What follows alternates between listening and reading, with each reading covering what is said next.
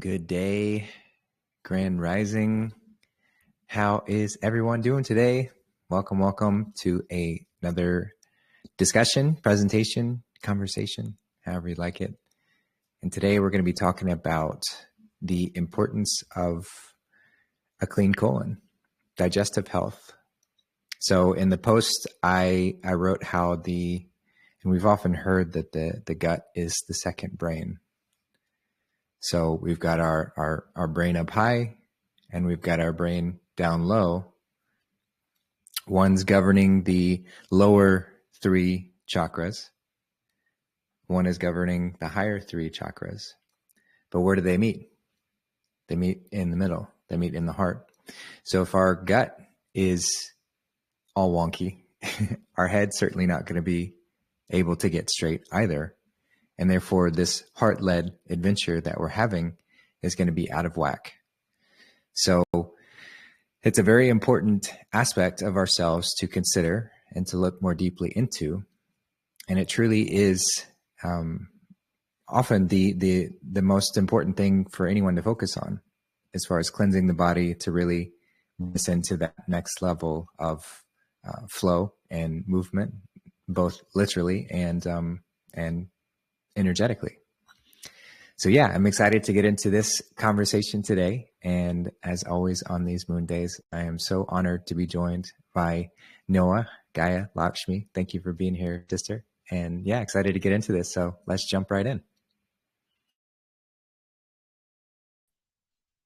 Can you hear me? Yes. All right, fantastic. Well, hi, Justin, and hi, everyone. Yes, happy Moon Day, blessed Moon Day, and definitely a very exciting topic to discuss. I want to start by saying that, yes, we hear this a lot, that our gut is our second brain, but I actually like to say that it's our first brain. And yes, physically, anatomically, right, we've been told and taught that the brain is here, and yes, what we know to be the brain itself.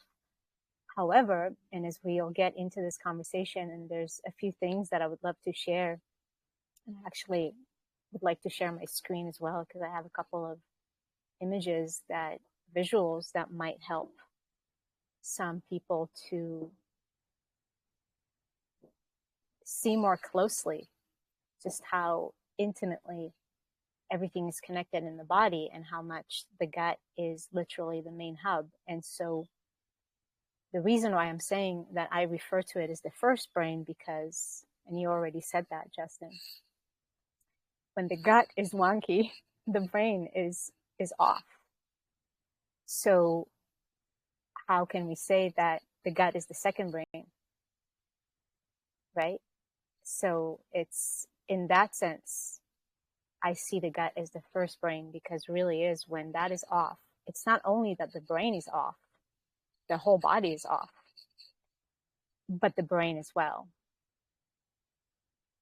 And when the brain is off, that includes, you were talking about those higher chakras, right?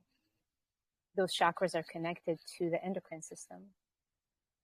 And so the two main endocrine glands that we have in the brain, which is the pituitary gland and the pineal gland, and especially the pituitary gland, when that is the big boss that controls everything.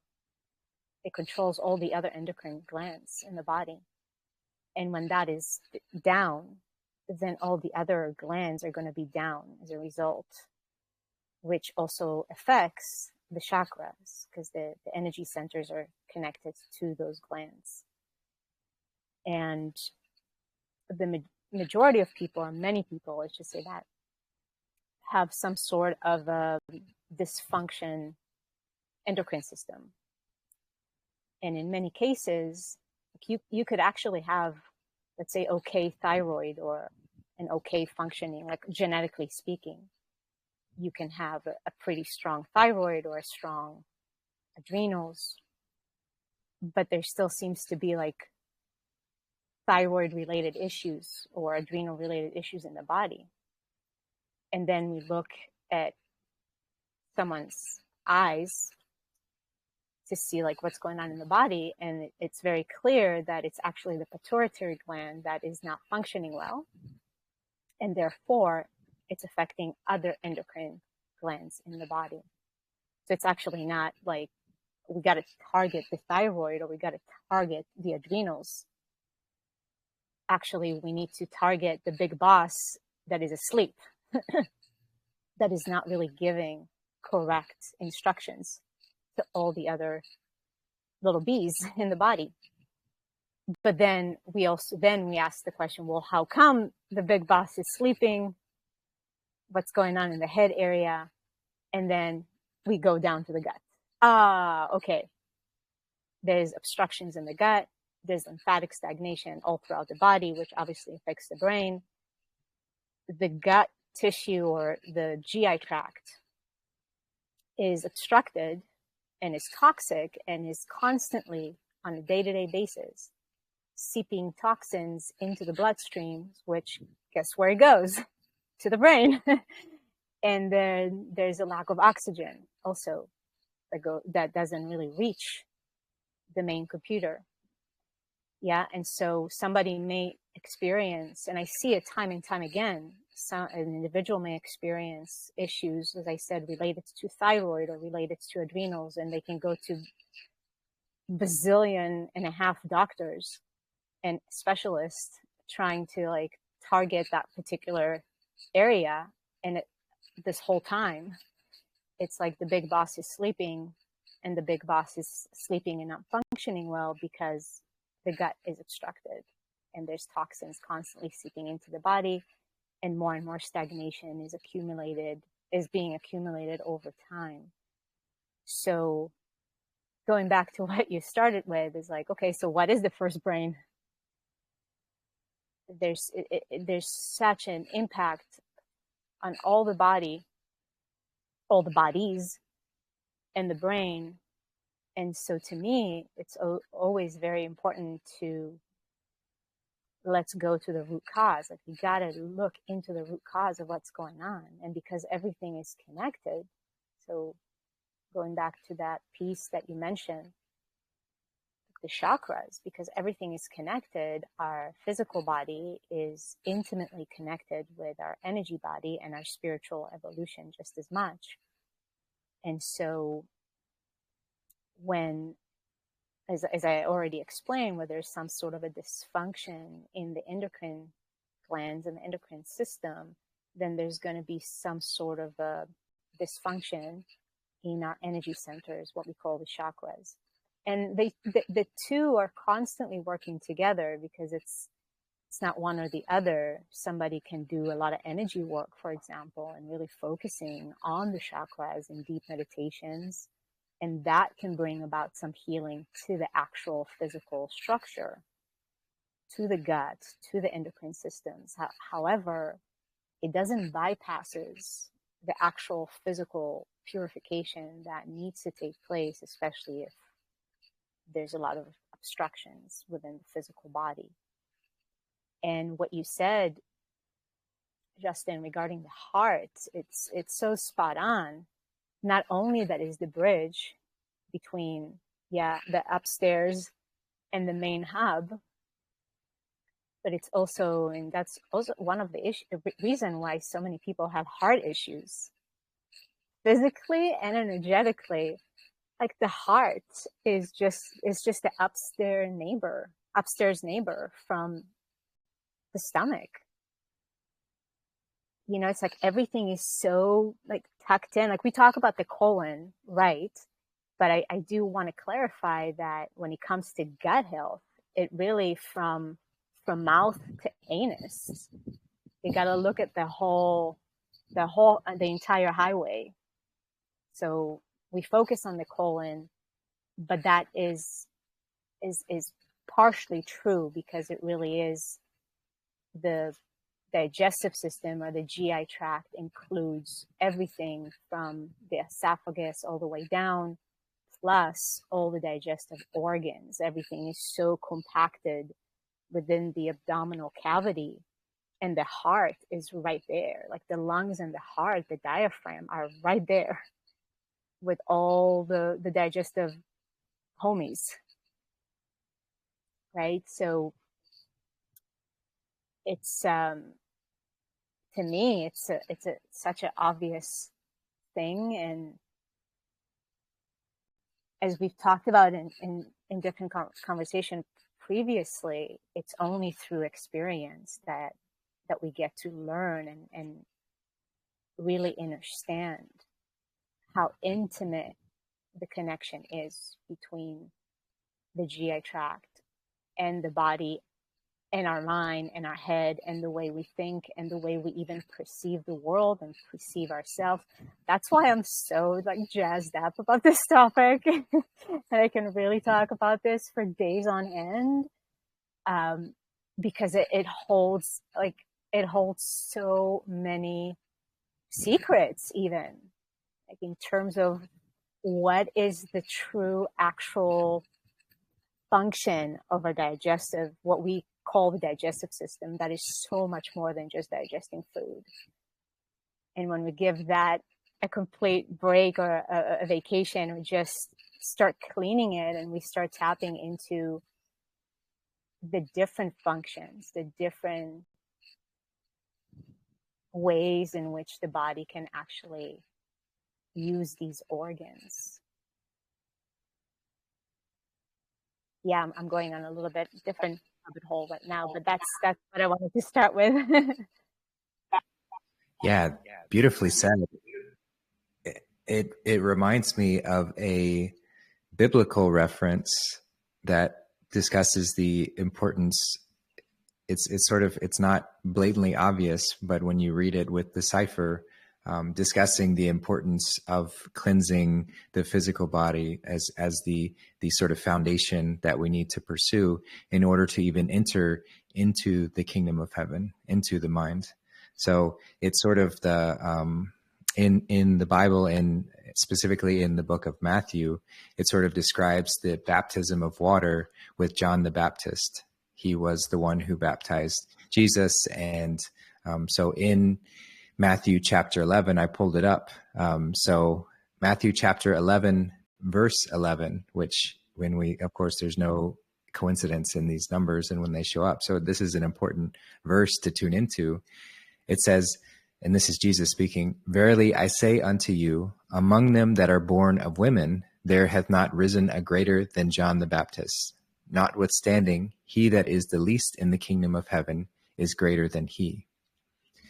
So what this is saying, it's not saying that, it's not focusing on women because we're all born of women, but this is an allegorical reference to those of the earth, which is a reference to the physical body.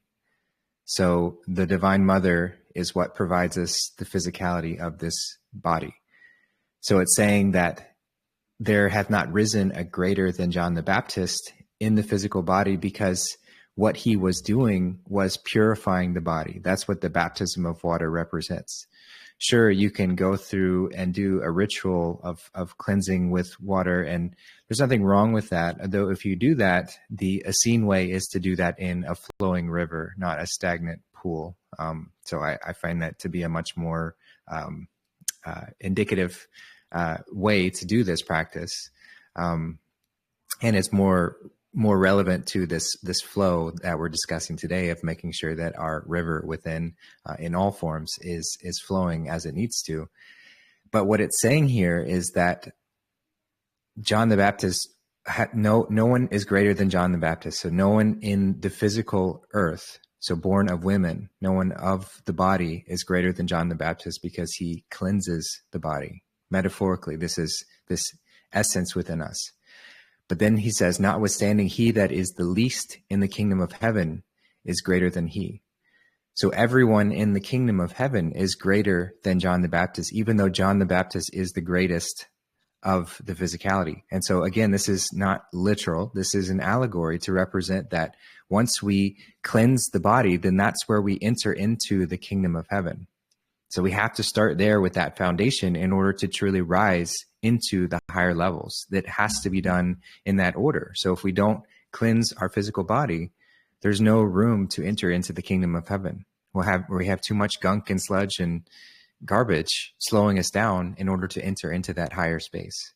So this is a reminder that once we do cleanse this body, then we enter into those higher realms. And so that's why Yeshua, Jesus, represented the baptism of fire, which is the cleansing of the mind. And that's what comes next. But we have to lay that foundation very clearly. And the next verse, just to read it, it says, "And from the days of John the Baptist until now, the kingdom of heaven suffereth violence, and the violent take it by force."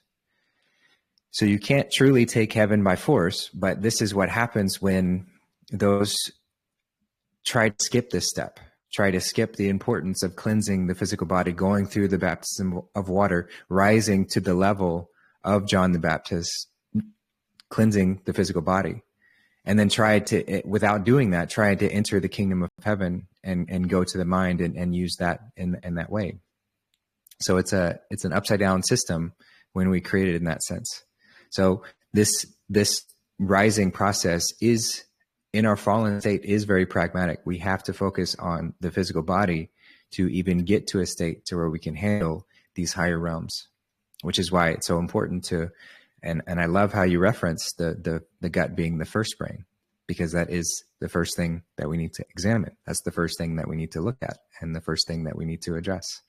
So yeah, just wanted to reference that aspect as well, just because I think it's very fitting. And yeah, I'm loving this conversation so far. So I'll pass it back. Yeah. Well, let me. A second. Where are you? Okay.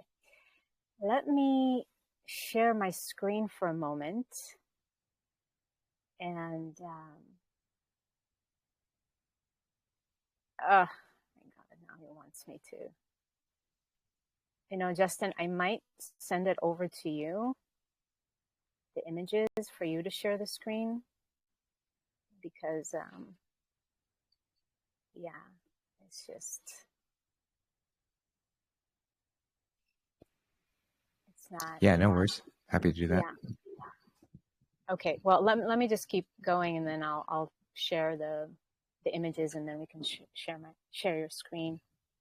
But what I wanted to share here, and then we can share the image, is that in the embryo, and when I learned that, I was so, it was mind-blowing, right? Like when we start noticing the connections more and more and just see how far back it goes.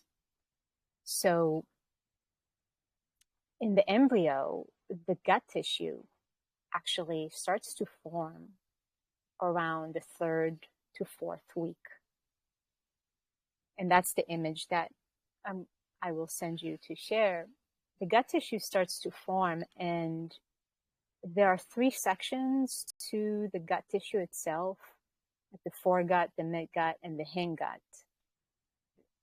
And from those 3 sections is where we get all those digestive organs that I mentioned. Right? So that's why it's not just about the colon. We got to look at the liver, we got to look at the gallbladder, we got to look at the pancreas, the spleen, small intestines, and then even the different parts of the small intestines and the different parts of the large intestines. So in the embryo, you have the gut tissue, and all the digestive organs actually bud. It's like really literally like a tree. It's like the trunk of the tree, and then the different digestive organs are little buds that come out, that stem out of that main trunk. Just like when you look at a tree and you see the main trunk, or it can be the main branch, and then out of that main hub, there's little shoots that come out. And it's the same thing in the way that we develop in the embryo, and the gut tissue is that main trunk. And so it's not just the digestive organs, but even the heart itself actually buds out of that gut tissue. So it's undeniable that the connection in the body stems from from the gut tissue. And it's something that stays with us throughout our lives, not just, in the embryo stages when we were developing to become a human, but it stays with us. And so, like you said, Justin, until we actually address that, everything will be affected. And the entrance, so to speak, to the kingdom of heaven will somewhat be not fully open, because the kingdom of heaven, the queendom of heaven, is within us. It's not a place in the sky that we're just going to arrive one day. I mean, yes, but it's through the inside. It's through the inside. So the whole notion of know thyself and heal thyself, that's the foundation to what we're talking about. And even, when people say, well, show me the research. And I say, forget about the research. I encourage you to do the in-search. That's the true search. And that's where we find all the answers, not in the research, but in the in-search. And the only way out, in a sense, or the only way into that kingdom of heaven is by going in. By going in and cleaning house, and then see what that opens up. The gifts that brings into one's life, not just on a physical level, feeling great, this is our birthright. It's not about life. You reach a certain age, and then you get old, and then you get sick, and it's inevitable, and then you're going to die. Like, we're done with that story. Like, just, okay, cancel clear. And so these conversations are extremely important, because that really how we change the story. It starts with us. We are the ones, we are the chosen ones, and it's about choosing oneself.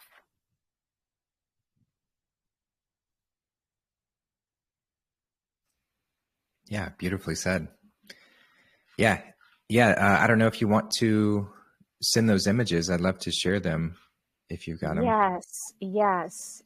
It will be a moment here. Okay. Take your time. Yeah. So you mentioned loving yourself, and this is why the conditioning is so pervasive in this idea that we are not worthy of love. We're not worthy of this. We're constantly fed these lies by this death cult, as you mentioned, that's parading us into this seemingly one option of living for a small amount of time and then dying uncomfortably. And that's all there is to it. And this is fed to us by the organized religion with the whole worthless center idea that we're just sort of an insignificant thing that God judges and punishes, and will never rise to anything other than just that. And so we better grovel and pray to have some semblance of a experience after this life. And so our focus is solely on this externalized version of heaven, which is the false reality, the false light, to forget about the misery that we're in now, and also to ignore the responsibility that we have to take in order to change that. So how do you convince an angel that it's not an angel? How do you convince a God in training that it's not that it's a slave? You push these lies continuously through trauma and through programming. So that's on one end. And then on the other, you've got the organized science route, which is teaching us that we are just evolved pond scum coming up through evolving into monkeys, and it's just a random happenstance, and there is no God, and it's just a random occurrence. And so we're just on some insignificant speck floating in the middle of nowhere at impossible speeds that we can't feel, and asteroids or aliens or anything can come wipe us out at any moment. And there is no God, so don't even look. Another dismal reality that we can adopt. Both of those are teaching us that we are not worthy of this love. We're not worthy of self-love, loving ourselves to rise to this occasion. And so then we just succumb to the influences of what's out there, what's around us. And this is the cycle. This is the death loop that they get us on, and we put ourselves on. We don't really have anyone else to blame for that, in order to have an experience that we never rise out of, this physical experience. We never even dream beyond the fact that we are light manifest in physical form. So the physicality is actually what came as a byproduct of this experience, but we are truly this light rising within. So, but in order to get to that, we have to cleanse the physical body. We have to get to that space where that light can flow through more smoothly, clean that river and allow it to be. So yeah, it's quite something to really examine just how we got here. But yeah, I got those images. I'll go ahead and pull those up now. Yeah, just you can share the first one, and Okay. we can go into the second one, I guess, when I go a little bit more into the iridology part of things and how everything really shows itself in the eye, and how we can see the main hub to be the gut, and everything stems from it. But yeah, I want to say, while you are pulling up the image and sharing it, somebody asked a question on Facebook, which is very valid question. You know, a lot of people ask that, actually, and something that I observed myself. She was referring to a lot of spiritual teachers, especially from Hindu tradition in India, that were very enlightened, spiritually speaking. And she said, well, but they didn't really teach about purification. They didn't teach about fasting. Some of them didn't even follow, whatever they ate, whatever they wanted to eat. And I would say to that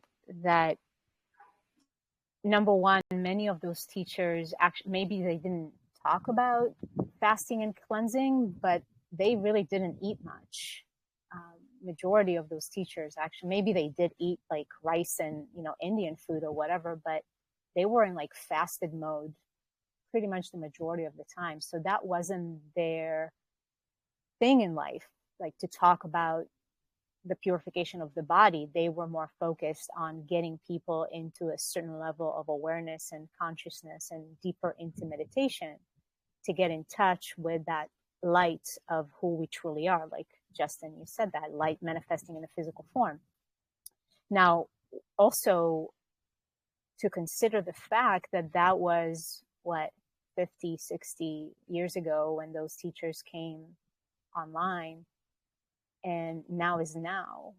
So there are different teachers and different teachings that are proper and needed for a particular period in humanity's evolution to get from point A, you can say, to point B.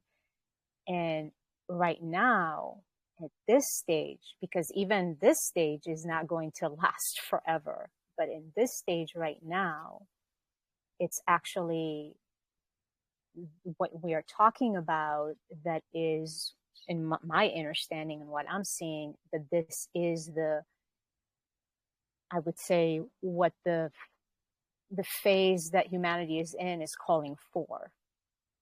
It's bringing the focus actually back to the physical body, because it goes hand in hand with the feminine rising and the feminine wisdom, and emphasize or bring emphasis to the physical body and what it holds, and the purification of it to be the doorway into those higher dimensions that are available to us, that lives within this physical body. But it's no more the bypassing of this physical body, because even through religion, we've been subjected to that. Like, the body is just sinful, it's a piece of shit, and don't even get close to it. And that is also part of the, whatever you want to call it, like agenda, or moving people away from the mark. Like, this is it. This is it, people. Like, we are sitting in the very throne. We are sitting in the middle of the kingdom. But if we don't know that, and we just keep piling trash into that kingdom, then of course we lose sight of what's going on. If you were sitting in a room and just keep throwing trash inside the room, you don't even know what you're sitting in anymore. You're just sitting in a pile of trash. Right? So in this day and age, I feel that this is the step, the evolutionary step in humanity's ascension, and using the body, the physical body, as the greatest technology there is, because it really is. So yeah, I just wanted to add that. And here's the image. And great, Justin, can you actually zoom in? Yeah, so this is what I explained. You see the black line in the center, that is the gut tissue. And on the left there, or at least left to the image, you see the hindgut, midgut, and then the foregut. And then you see on the right the buds that I was talking about. So you see the lung, the heart, the liver, the stomach, different organs within the abdominal cavity, and all the way down. And you just have the right and the left side, the cutway portion showing the gut. So this is an embryo. And this is, as I said, the gut tissue begins to form around week 3, week 4, which is also why those numbers are very significant, because we always talk about 21 days, right? The 3-week mark. There's a lot that happens within those 21 days.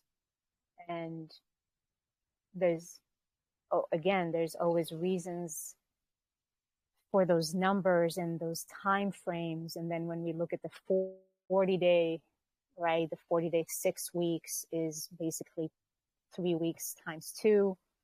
And that's why the number 40 is so significant in the Bible. And we always see the fasting periods of 40 days and whatnot, because there's just so much that happens in that time frame of 3 weeks and 6 weeks. And even in the embryo, the fact that the gut tissue begins around the 3-week mark, and then everything that takes place from that moment between week 3 and week 6, with the development of other organs that stem from that gut tissue. I'm not a specialist in embryology. Maybe I will be at a later time, but this is the portion that I wanted to share and show of how intimately everything is connected to that gut tissue, and how come people have issues with different parts in the body or different organs and different glands, and they can just bang their head against the wall and go around in circles again and again and again, not finding the answers, because you're not really addressing the main hub.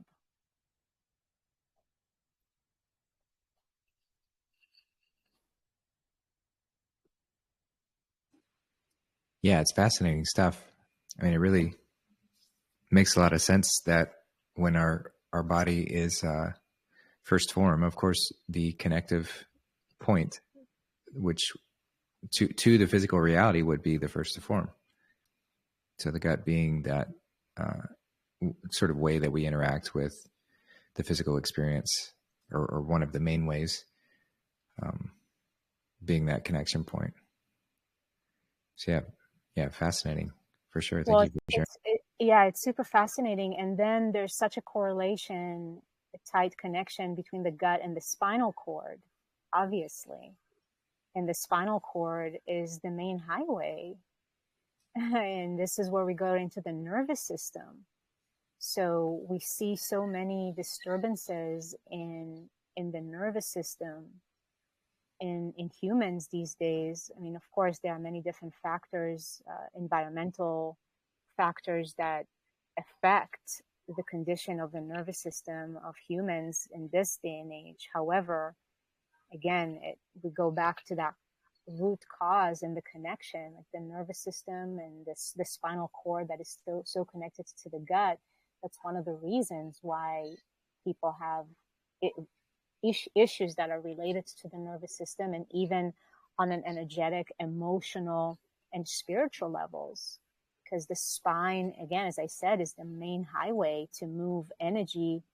And like you were saying earlier, Justin, the brain upstairs and the higher chakras, the spine is like that is the focal point. That's what yoga is based on. It really is to align the spine and open the energy channels for the life force and for that energy to move through, that Kundalini energy that we talk about. And so even that is impacted or is affected when the gut is not clear and not functioning well. Like the energy flow throughout the spine is going to be obstructed to some degree. Yeah. Yeah. Great stuff. Well, I'd love to, sort of move into maybe, unless you have more to add, but I'd love to move into maybe some people might be asking, well, what can I do? So I want to cleanse my gut. What are some practical steps that I can take to move in that direction? So let's jump into that. Let's dive into that. It's so interesting. It's like rain is coming, and I don't like. There's no rain clouds, but there's like rain is coming. Yes. So, well, this is actually, Justin, if you can share the second image, because I do want to share a little bit about my personal experience as well, and what got me all jazzed up about this.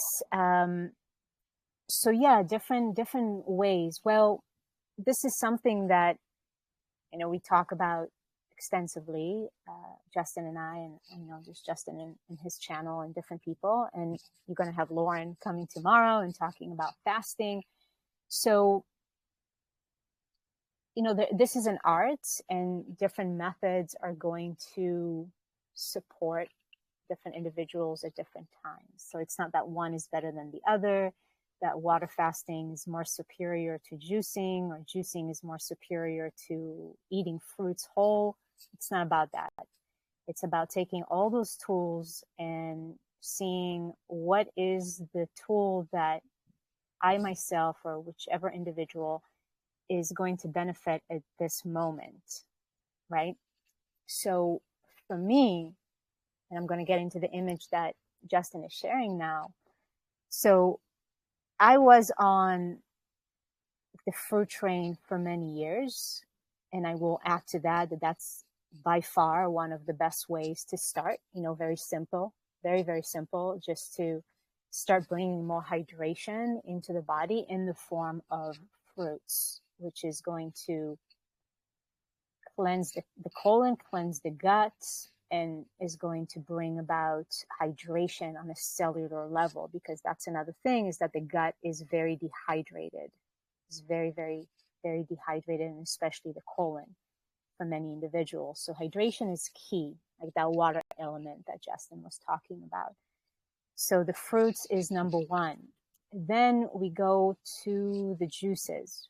And that was the eye-opening experience, literally, for me.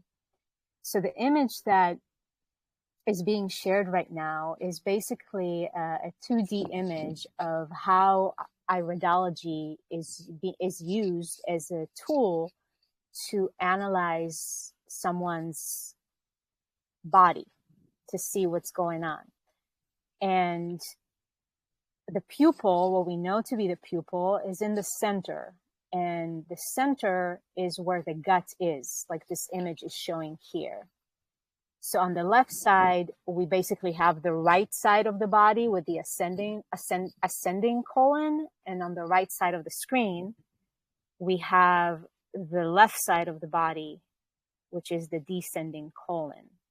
And that is the colon in the center. So when you look when you look in someone's eye, the pupil in the center, and then around it is the gut, and everything stems from that. So if you see in the image, if you zoom in just in a little bit, then you can see how we have just the different organs in the body: kidney, leg, lungs, hand, liver, based on each side. And as we go up and up and up, we go into the neck area, medulla, the cerebellum, and then, oh, guess what? The brain. And this is the transverse colon. And you've got the right section of the transverse colon and then the left section of the transverse colon. And this is where we see the issues that I was talking about earlier, the brain, because here it doesn't give all the details, but even in the brain area, you have the pituitary, you have the pineal gland, the hypothalamus, the different sections in the brain, the different glands there. And so time and time again, almost in every single eye, you can see some sort of an issue stemming from the transverse colon and how it affects the brain. And of course, there's different degrees for different individuals. So we all have different karmas, you can say, or layers that we're working with. And so showing you the image here now, I was already, into the detox world, doing my fruits. I had done a 21-day water fast, actually, at that point. And then, I was basically on fruits and salads, sometimes. And I could feel that, and I was doing dry fasting, but I could feel that there was, it was time for that next level. I had that soul knowing.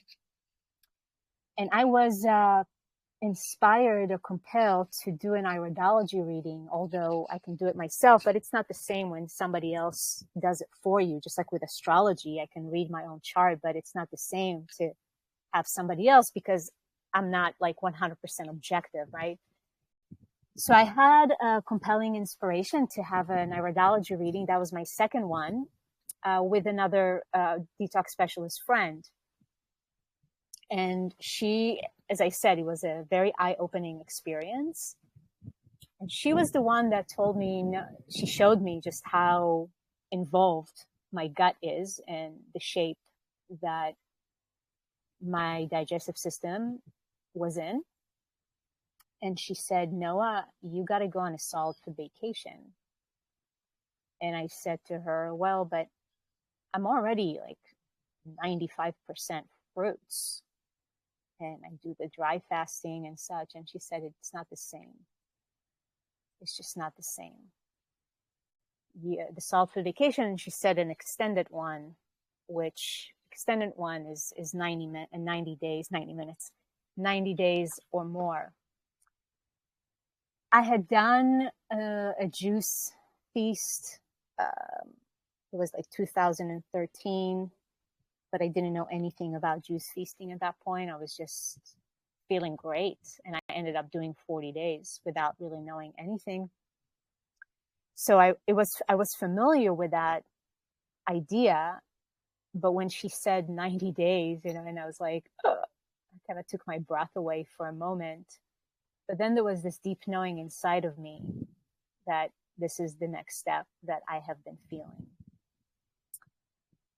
And I ate a huge salad that evening after my meeting with her. And then, and a few days later, I embarked on that first solid food vacation, aka juice feasting. And I was blown away after that experience. Well, during the experience, and then afterwards, and everything that manifested as a result. And, you know, you have those moments in life when you look back and you know that that was a game changer in your life. That moment, that conversation, and everything that unfolded as a result. When we look back, and like that was a turning point in my life. And I realized that everything that I had done up until that point, including the water fast, was in preparation for that experience, not just physically, but on all levels. And yeah, it was a complete game changer. What can I say? And when I saw what came out of me during those 90 days, that's the big shock. That is the big shock. And to realize that, wow, this has been living in my gut for my whole life, for all I know. And I stopped eating meat when I was 12. Like there wasn't, I had been on this journey for so long, and still when I saw what came out was so shocking. And at the same time, it was one of the greatest inspirations to keep on going, because it's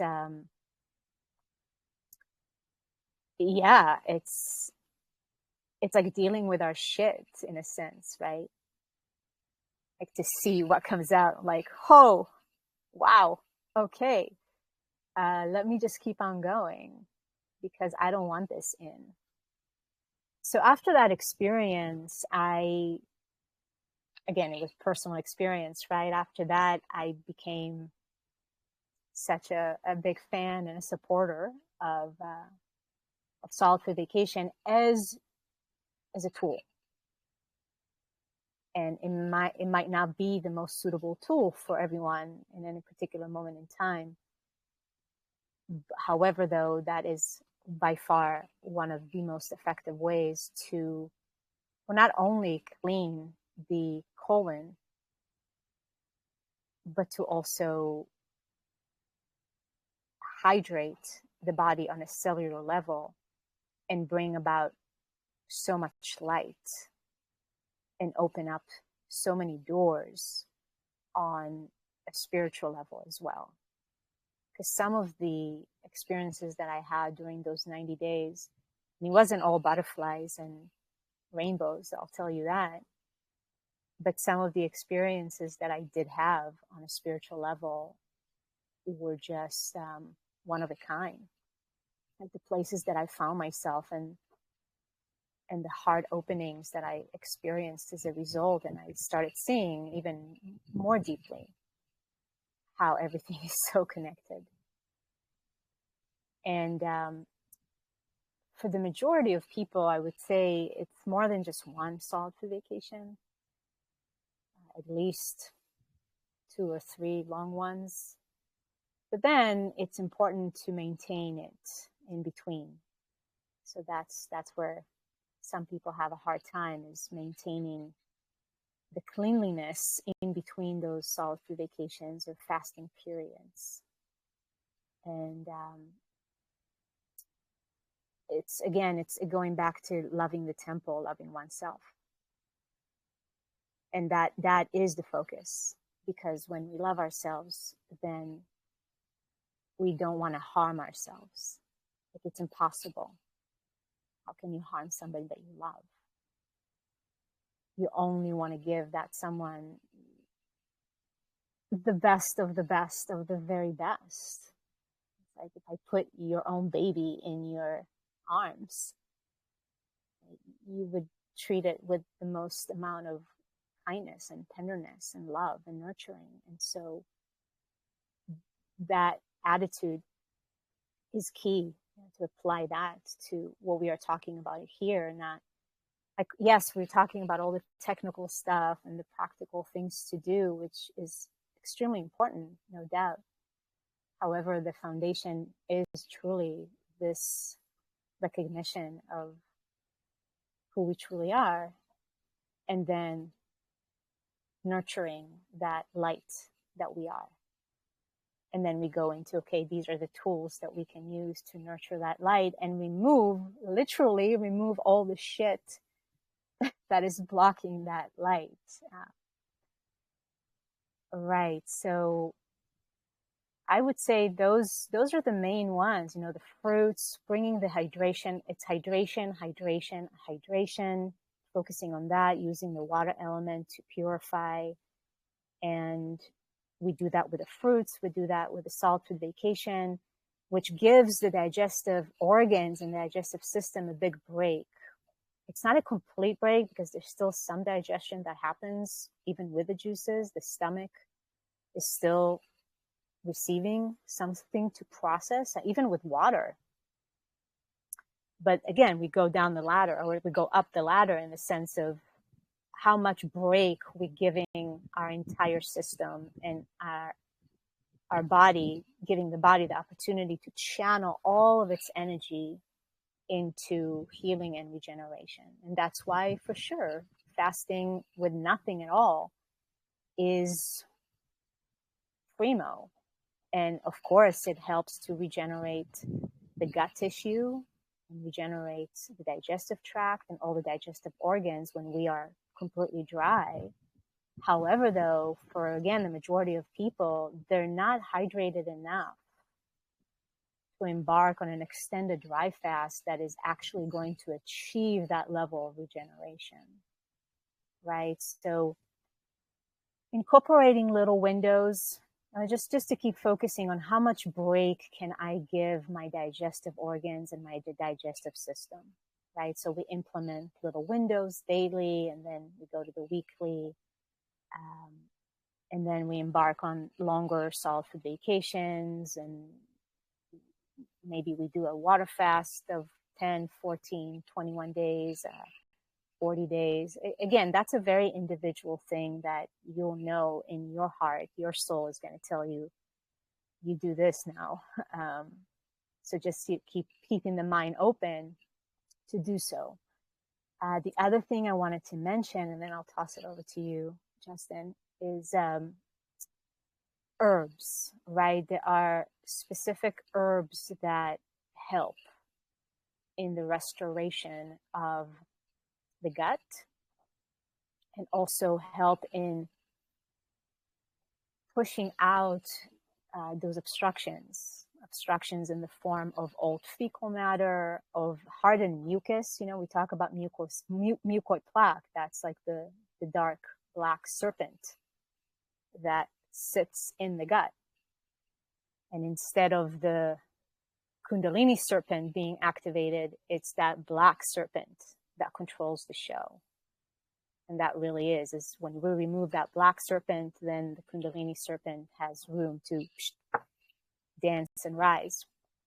So there are specific herbs and herbal formulas that help to break down and get that mucoid plaque, that mucus in the gut and the gut lining out of the body.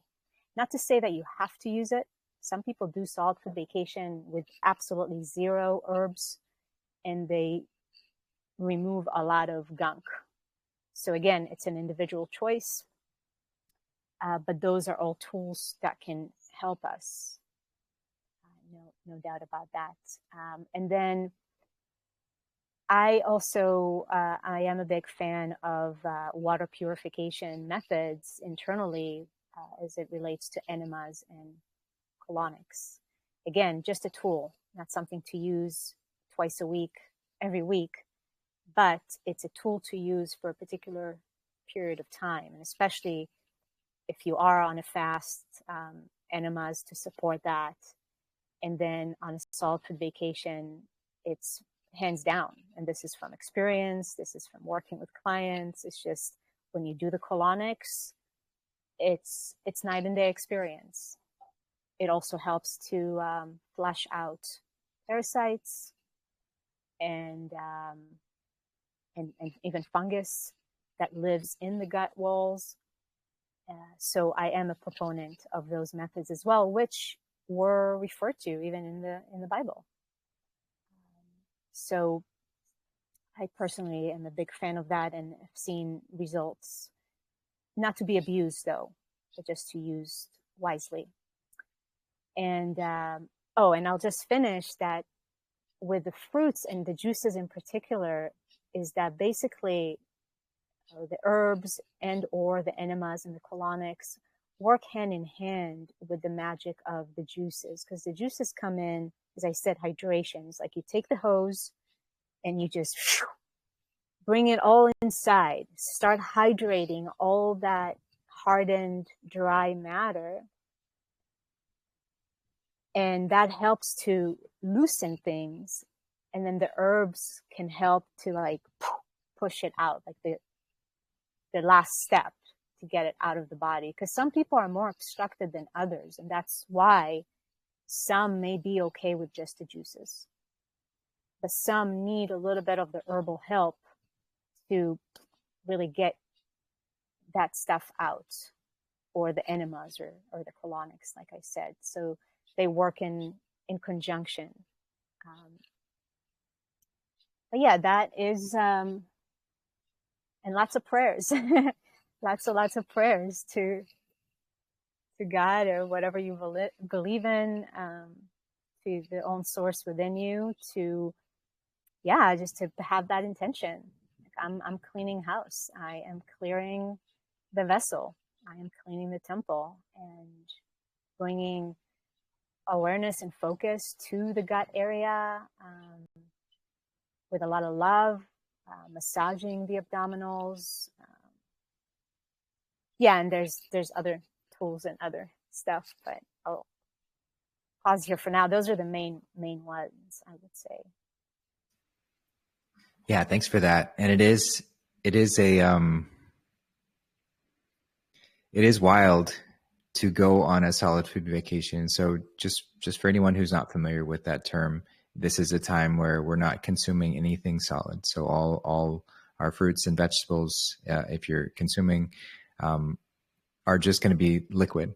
So ideally with a slow masticating juicer. Oftentimes they have juicers which are very fast centrifugal juicers, which actually add heat to the juice. And this is going to destroy some of the enzymes and the life-giving properties of that juice. So a slow masticating juicer is ideal. And then removing all of the solid matter from what we're consuming, as Noa mentioned, just gives the digestive system a break from having to break down these denser pieces of matter, so it can do more cleansing and hydration and focus in that aspect. But it is quite something to have not consumed anything solid for weeks and weeks and weeks, and then to still have solids coming out of you. So that's kind of the testament that, like, oh, wow, I didn't add to this. I didn't put this in here. There's no way that my body is going to condense juice to something this solid, and sometimes what comes out, it's quite rubbery and hard. And there's no way that juice would turn into that. So the only option left is that this was in there for who knows how long, whenever we consumed whatever this was, this mucoid plaque, which is often funny that there will be people who say that mucoid plaque is a myth. But it's obviously from people who have never done this before and haven't gone through this experience, because what comes out it's a nightmare. I mean, it looks like a horror show of what can come out. And that was just sitting there. And I love how you put it, this black serpent that's sort of blocking the Kundalini serpent within, because it is going to hinder any aspects of energetic energy moving through us when we're physically clogged up and bogged down. So a solid food vacation is a great way to do that. I mean, consuming fruit in general is going to be wonderful, but the solid food vacation just gives that extra punch to allow more hydration to enter the system and less work on the digestive system to do in that time. So yeah, I think that's great to mention. And I'll also mention that, this might be Yeah, it's good to talk about, because we are going to have a discussion tomorrow with Lauren, and I'm not sure exactly what he's going to get into concerning water fasting. And he's a brilliant man, and he's got a very good recipe for helping people. The way that he sets up his water fasting retreat center is amazing. It has a solid system of working people through this, taking them through a water fast and helping them to cleanse lots of old waste, mucoid plaque, and things of that nature. And that usually, the release from those fasting retreats usually comes during the refeed. So the water is still acting in that same way, consuming lots of water during that water fast to rehydrate the colon so that that waste can eventually start to flow out during the refeed. Now, he might mention he's not a huge fan of juice cleansing. You know, he's more of a purist in the sense that he feels the fruit is ideal to be eaten whole with its fiber. And I'd say, in an ideal standpoint, when we are healed and cleansed entirely, if we are going to be consuming physical food, this is the ideal way. You know, God created this perfect package. He didn't send us into this experience with a juicer. So it makes sense to take it from the tree in its whole form. However, we have fallen into quite an experience. And in order to get us out of this, we have discovered and used tools that can help with that. So juicing is a tool, just as Noah mentioned, to accelerate that sort of dekunking process. And it can be very helpful. But each individual has to sort of determine, where are you in the journey? And is this tool helpful for you at this time? Are you called to it? Is this helping you? And that's up to each and every one. So just to go over some other things where he might present some contrary, contrary perspectives on, he loathes dry fasting. He does not want, he doesn't even like a discussion about it. And I get why, because most of the people that he sees who have attempted some dry fasting, it has not worked for them, because they jumped into dry fasting far too quickly, where their body was not able to handle this very, very advanced form of fasting. And it does dehydrate the body, and it can introduce much more problems, including even to death. It's a dangerous practice to follow. However, it doesn't mean that we disregard this as the ultimate form of who we are.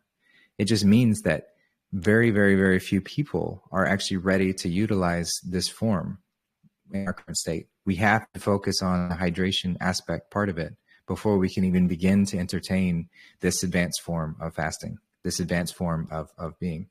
So he prefers just to stick with the water fasting, which I respect very much. You know, I think it's a much safer option for people to embark upon. And he's got a formula that works very, very well in that.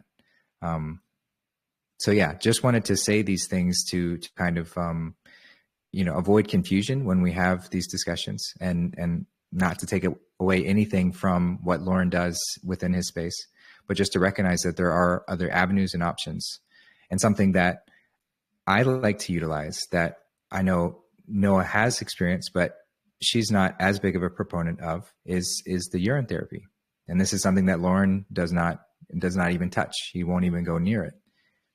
I find that to be a very effective form of hydration, if not the most effective form of hydration within our body, to be reconsuming this fluid that has gone through this spiraling motion within our body, to give it that structured form. And our body has already gone through some level of processing. Urine is not a waste. It is an excess. It is excess material that our body can reassimilate. And in that form, in that stage, it's much more easily processed within the body. So I find that to be a very effective tool to add to this protocol of moving through these stages of rehydration and advancing in that stage. But that's something that somebody like Lauren will speak very highly against. People like Dr. Morse will speak very highly against, because they view it as a waste product. But again, it's something that each of us have to try it ourselves. You know, we don't need to be looking to somebody else to tell us this way or that way. It's like, try it and see how it goes for you. See what happens because of it. I know from my personal experience, this will be something that I will never let go because it's helped me in so many ways. So we just have to, really take all of these aspects into play. Oh, another one would be herbs. So Lauren is not a fan of using herbs at all. He thinks that they all they do is create dependency on these particular things, and don't actually help with alleviating the issue, which they can. It's like all tools can be overutilized and can be done in a way to where it causes dependency in that aspect. However, it doesn't take away from the fact that in a particular way, when you do use them with care, they can accelerate the process of degunking and clearing the body. So it's not, to me, it's not something to throw away, but just to handle with care. Dry fasting, not something to throw away, handle with care. You know, all of these things are tools to utilize at different points in time. So I wanted to address that because I know, again, I don't know exactly if he's going to get into all that, and I'm not going to use the time to debate or go into the nuances of it. I'd really like to just have him have that opportunity to present his formula because it works really well. But I did want to express that for anyone listening in that, yeah, there are some variations that we can approach these things, but we're all heading to the same place. We're all recognizing the simplicity of reducing the amount of junk and garbage and processed foods that we're consuming so that we can get back to the simplicity of who we are and get back to the perfect form that God intended us to be. So yeah, just wanted to mention all of that. And again, thanks Noah for taking us through your experience with solid food vacations. It's definitely inspiring to do. And I know that you've got a group coming up that I'm going to be helping out with as well, to lead people in a solid food vacation to sort of take it to that next level of really reclaiming the health, stepping into the fullest and highest expression within the body. So if you're intimidated by the idea of it, if you're intimidated by, oh, how do I do this? How much do I prepare? What am I going to be doing with this? This would be a great opportunity to join into a group that is going to be focused on that for people who are really serious about taking it to this next level. So yeah, no, I don't know if you want to mention a little bit about that. Yes, I want to mention some things, and also I want to respond on some of the things that you shared here. But in regarding the solid food vacation, the group experience, yeah, it is a great opportunity, like Justin said, especially if it's your first time. It's not going to be 90 days. It's only 40 days only. It's 40 days. For some people, it's like 40 days sounds so long, but it's a game changer. Again, just being in a supportive community and with a group, and we're going to have an ongoing chat on Telegram daily. So that's an ongoing thing. And then we're going to meet once a week, and yeah, Justin will pop in as well. And we're just going to have a lot of fun, and all the information, especially if it's your first time, everything will be provided prior, the recipes and juicers to get, and even herbal recommendations to support you on this detoxification journey if you choose to use them. Everything will be given as a recommendation, not a must.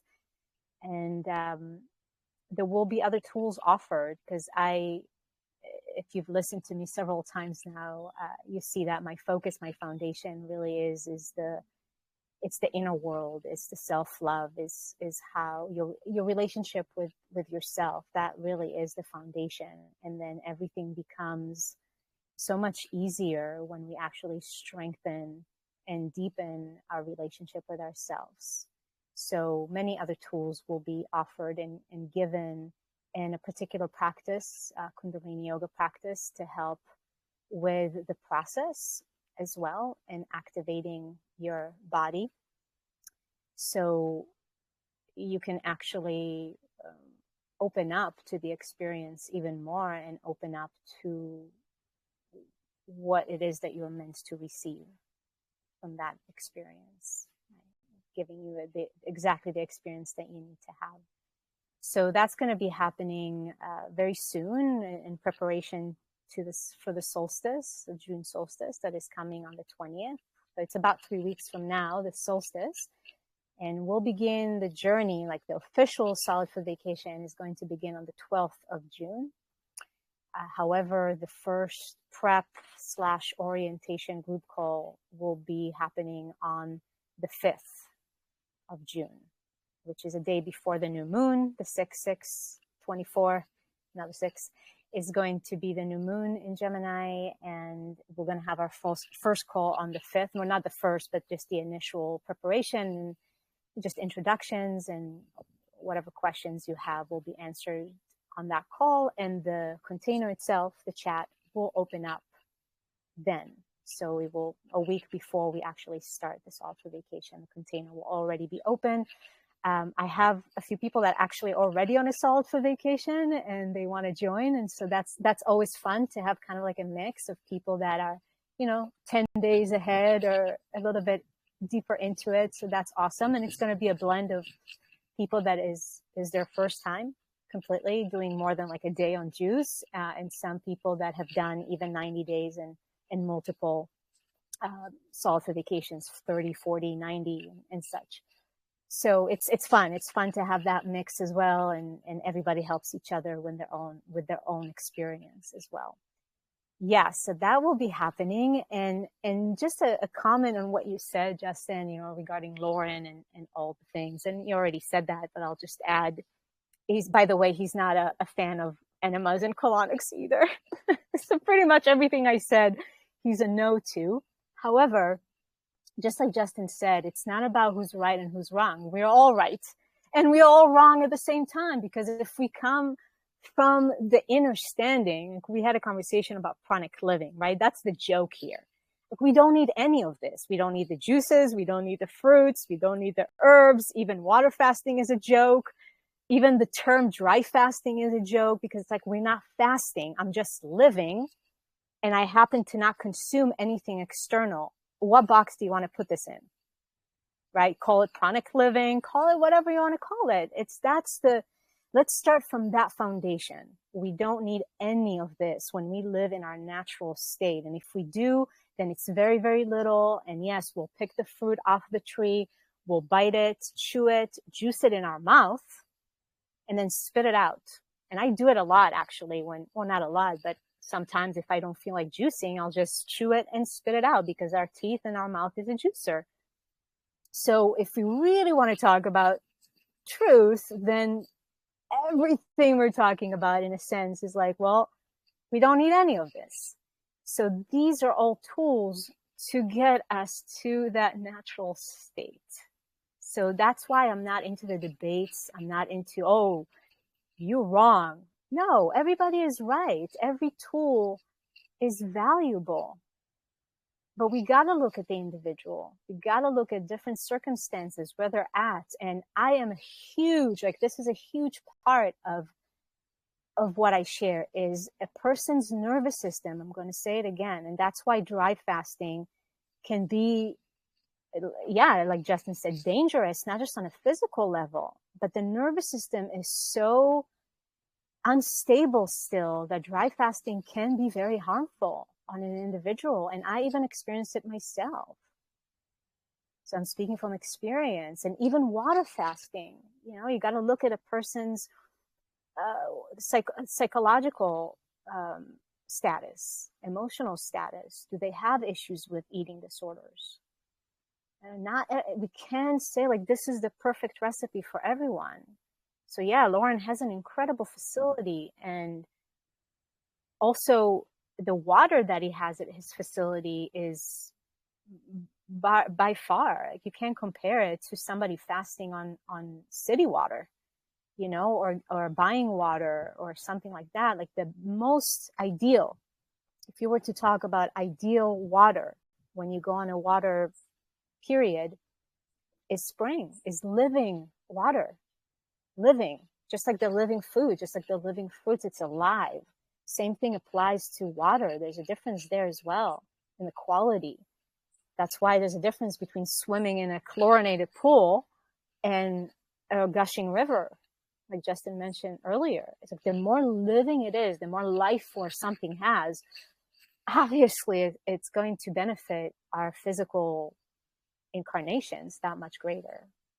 Right? So there's something to be said about, going to Costa Rica somebody's taking care of everything and you have spring water as the source, right? So we can compare that to somebody just doing 21-day or 40-day water fast just on their own, buying water at the store, right? So those are all the little details that to pay attention to, and to not debate or argue, oh no, you better than me, or I'm better than you because I do this and this and that. We are all right.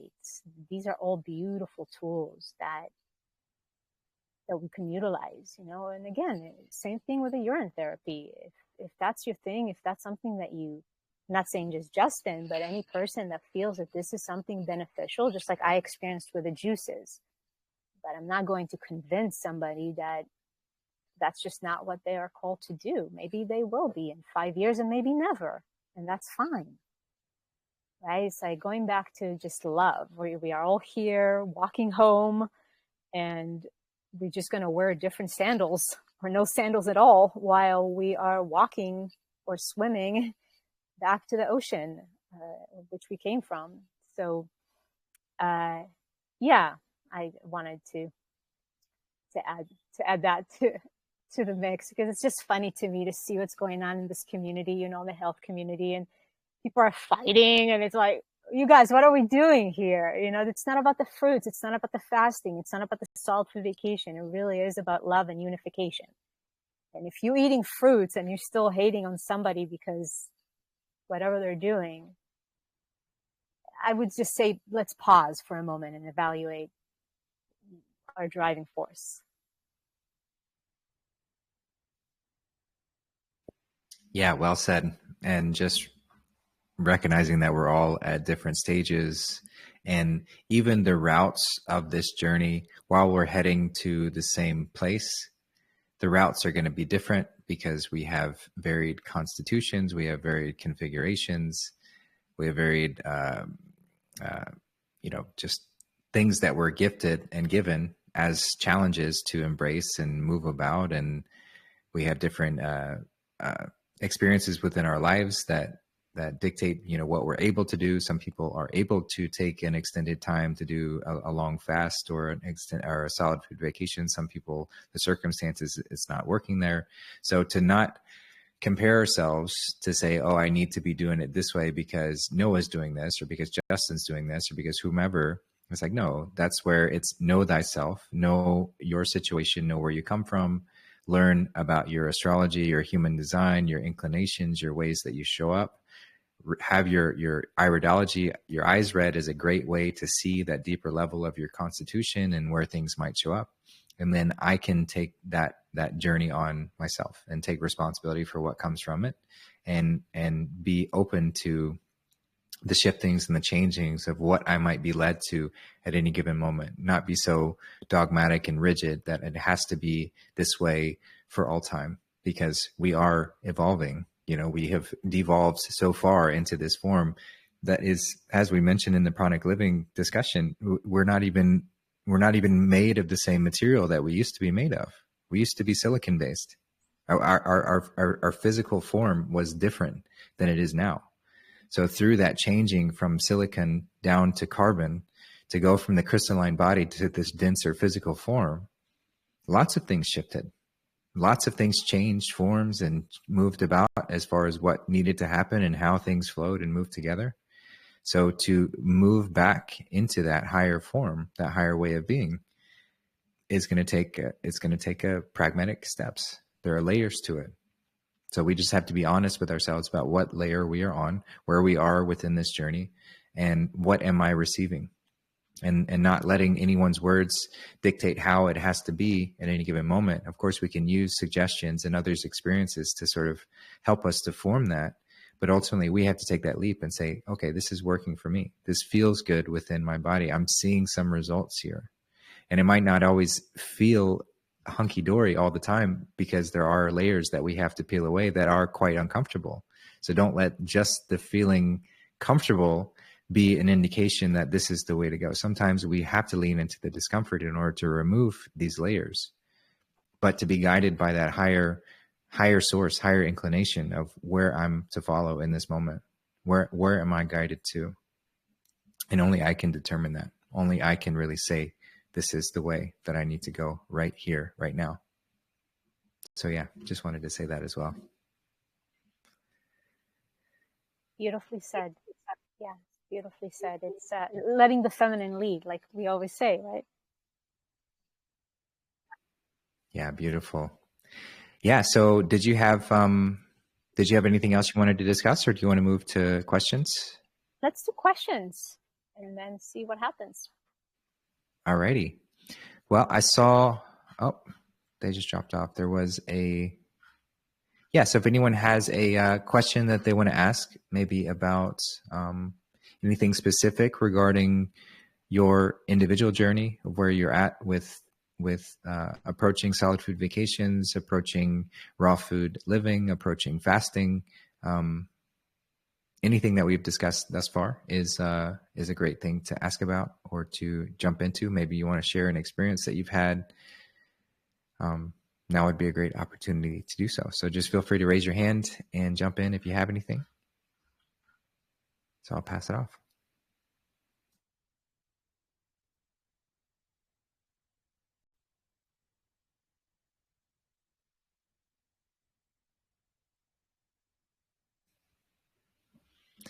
Well, no worries. Seems like everyone's just absorbing and listening today. That's always a great space to be in as well. So yeah, I mean, we can certainly start wrapping up as well, but just wanted to, oh, here we go. We got somebody. Hey, Carmen. Welcome, sister. Go ahead.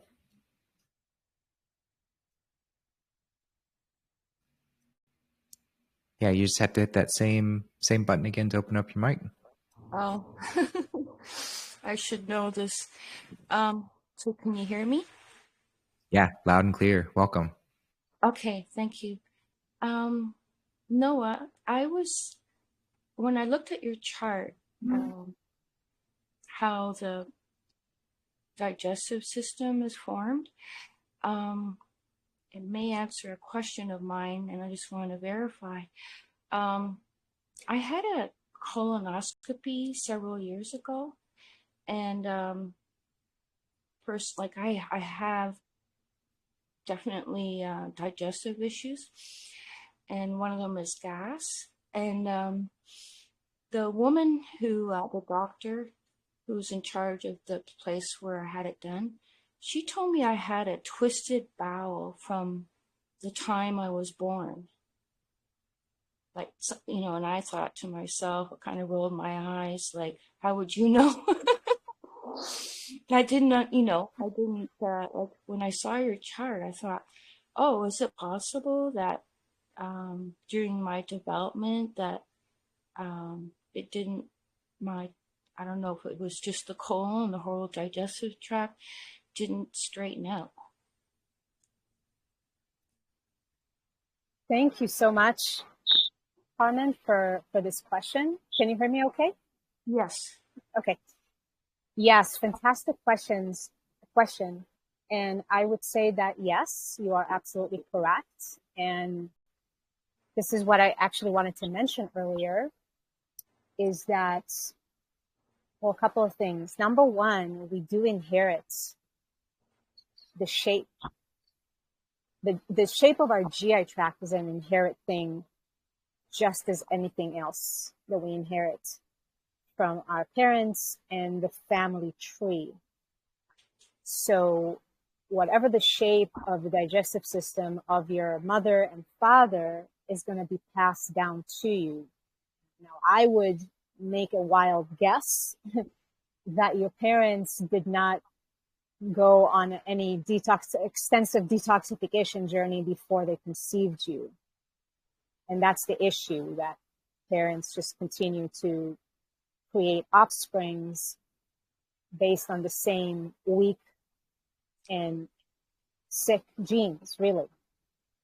So that is number one, that you did inherit the shape of your of your parents and your family digestive tract.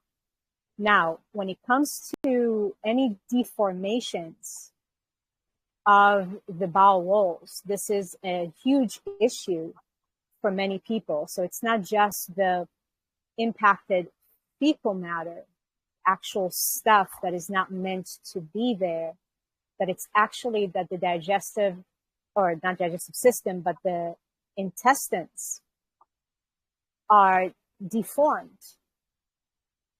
And that is a result, depending on what is the deformation. The twisting, though, I would say it is related to weak connective tissues. And a weak connective tissues is usually an issue that stems from a parathyroid issue. It's a gland in your throat, the 4 of them that sit in your throat right where the thyroid is. So there is calcium utilization issues, and that is going to affect the development, the formation, and even the healing and regeneration period of anything that has to do with connective tissues. So when we see any deformations in the bowel wall, immediately it's an indication that there's a weak parathyroid.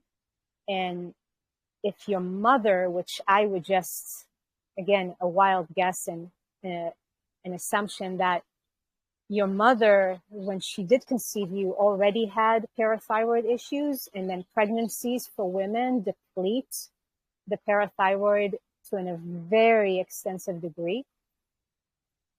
And so she didn't really give you as an embryo. She didn't have in her body enough supply to provide the embryo for a proper development.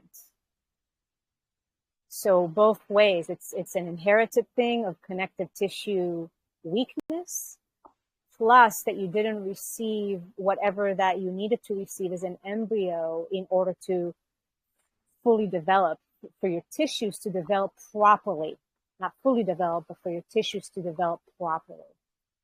So it's absolutely correct that this is something that most likely you were born with. And then throughout your life, because you didn't just eat fruit since you were a toddler, so your body didn't really, because the body can heal itself. No matter how twisted it is, whatever is going on there, the body is an intelligent machine that can heal itself and regenerate itself and just return back to its original state, because it knows exactly what that original state is. But because there wasn't the right environment for the body to do that throughout your life, then it didn't get the chance to correct that twisted formation. Now, never too late, that's the thing. But just know that, yeah, you most likely that's what you are dealing with. And you can correct that with the help of different things that we've been talking about here. And your body can definitely regenerate itself, and you can have that twisted formation slowly, gradually, with time, return back to the original state. Okay. Thank you. Yeah, I'm glad I got the answer to that. Thank you very much. You're welcome. And I just want to say, I know somebody wants to speak. I just want to say to that, because you're going to have a talk tomorrow about fasting. It's why fasting is so powerful, because it's really taking out everything. So the body, with its innate intelligence, can channel its energy into the areas that are needed for that healing and regeneration.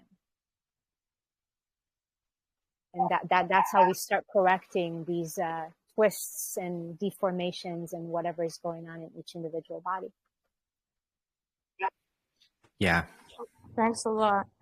I had the experience of doing juice fasts, and other cleanses, that people are doing now, like that, all kinds of things. Like I started kind of early in my late 20s.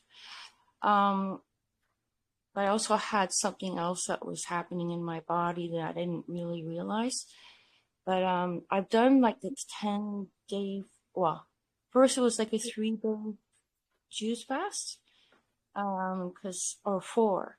That was what was recommended by this herbalist that was doing lectures. And then I did a 10-day fast. And actually, oh boy, I have to keep my mind straight because like I'm going through a lot of digestive issues and it affects my head. But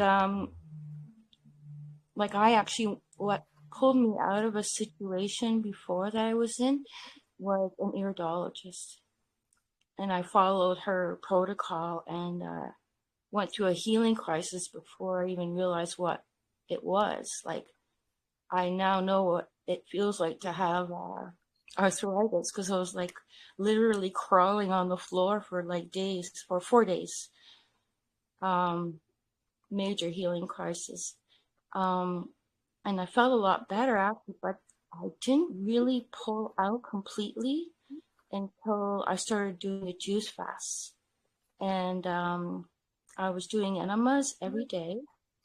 And I was taught differently than the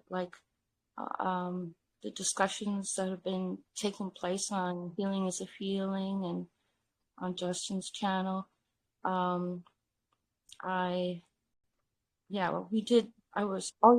To ramp up, like 2 days to ramp up with just fruit, in my case, pears and apples, and then 3 weeks to ramp off.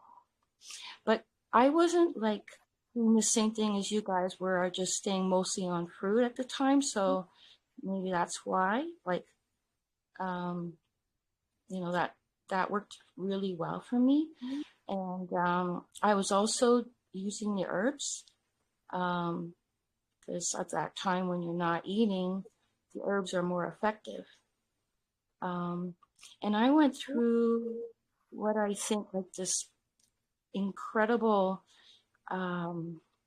clearing of my mind, and it felt like a spiritual feeling. And it's kind of, I don't want, the way I'm going to say it's probably going to sound arrogant, but it was like I was above others in my mind, like in my clarity of thinking.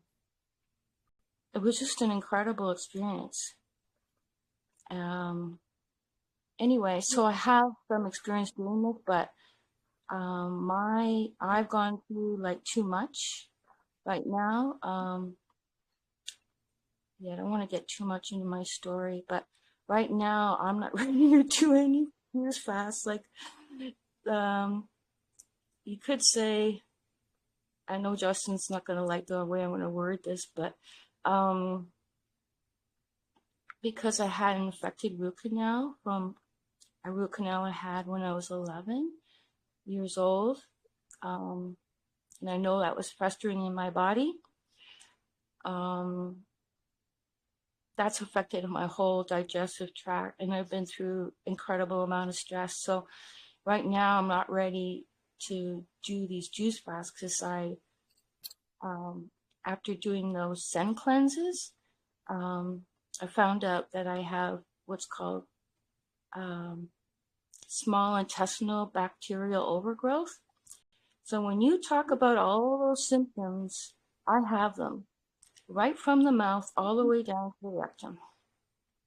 And it's like, I'm convinced it started from that tooth. I don't want to get into too much, I already have, but I'm in deep shit right now. But I can tell you from those experiences I had a long time ago that the cleanses I did, like even the oil and the lemon flush, parasite cleanse, all those things like really changed my disposition. And like, it's amazing how after like 10 days seems like a lot to me. Like, I'm 60, almost 63. So you got to think about, in those days, like everyone was laughing at me, right, doing this. So that was like a big deal. Let me try and wrap up what I was trying to say.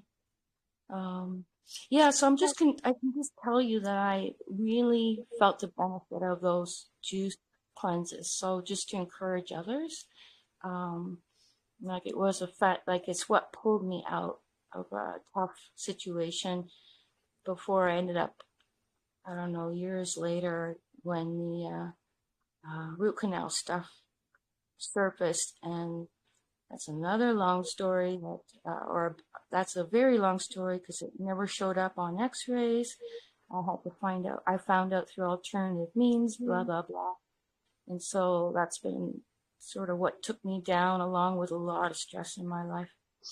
So, yeah, sorry for taking too much time, but thanks a lot for the explanation about the twisted bowel. And my mom passed away from dementia at 82, and she really worked hard on taking care of herself. But whenever I looked into her eyes, I always thought there was something wrong.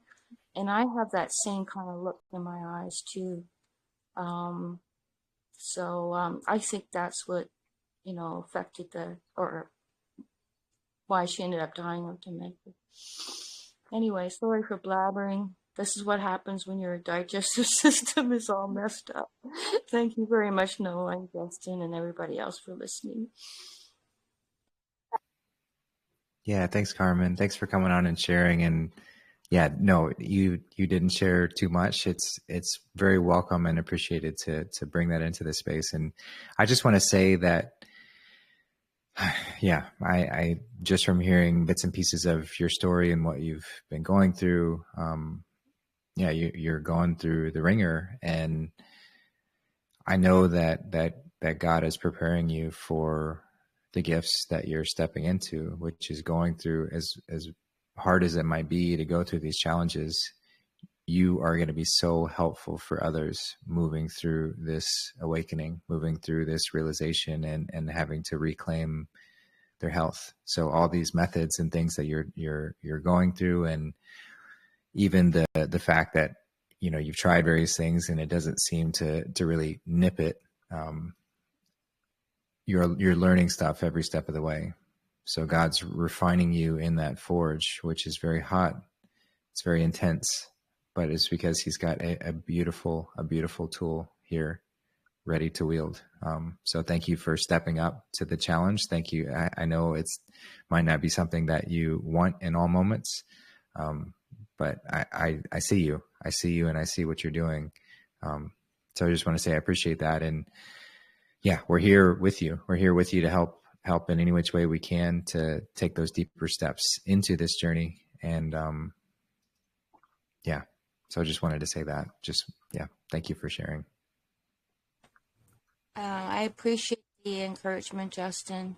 And Noah, I think a big factor too is that I'm not loving myself. I'm letting some outside forces affect me. So thanks, Justin. That was really heartfelt. I'm pretty much almost in tears. Thank you. Of course. Yeah, we got you. Yeah, seriously, any which way we can help, please don't hesitate to reach out. And it is something to say, I don't know how able you would be to go to a retreat center like Lauren's in at Tanglewood, or do something like that, but to have people help guide you through that process could be really helpful, because the magic that can be experienced, I mean, just the testimonials of what is discovered by going deeper into fasting, and what sort of old injuries and things that miraculously just heal themselves, bones setting back into place, joints healing. All these things can happen going deeper into fasting. But it is certainly something that we have to gauge where we're at in our capability, and what we can do at any given time. But just want to say that, again, we're here to help any which way we can. What happens when you've been sick like this for so long is you can't make a living, and like I pretty much went bankrupt, I think, like trying to dealing with dentists and all that. So yeah, I'm in really difficult situation. Like I've studied nutrition, herbology, like really, I tried hard. Um, but when you run out of money, you can't go to an iridologist and, all those things. So, yeah, I think I need prayers. Thank you very much. or that we get gifted with money somehow through the CBS and all that's coming. Thank you very much. Yeah, that's coming. And with all this knowledge that you've accrued, you will know exactly what to do when it is available. And your story of the things that you've went through and are going through will be there to assist others going through that same process, as I said. So, just hold strong, my sister, and we'll get through this. Okay.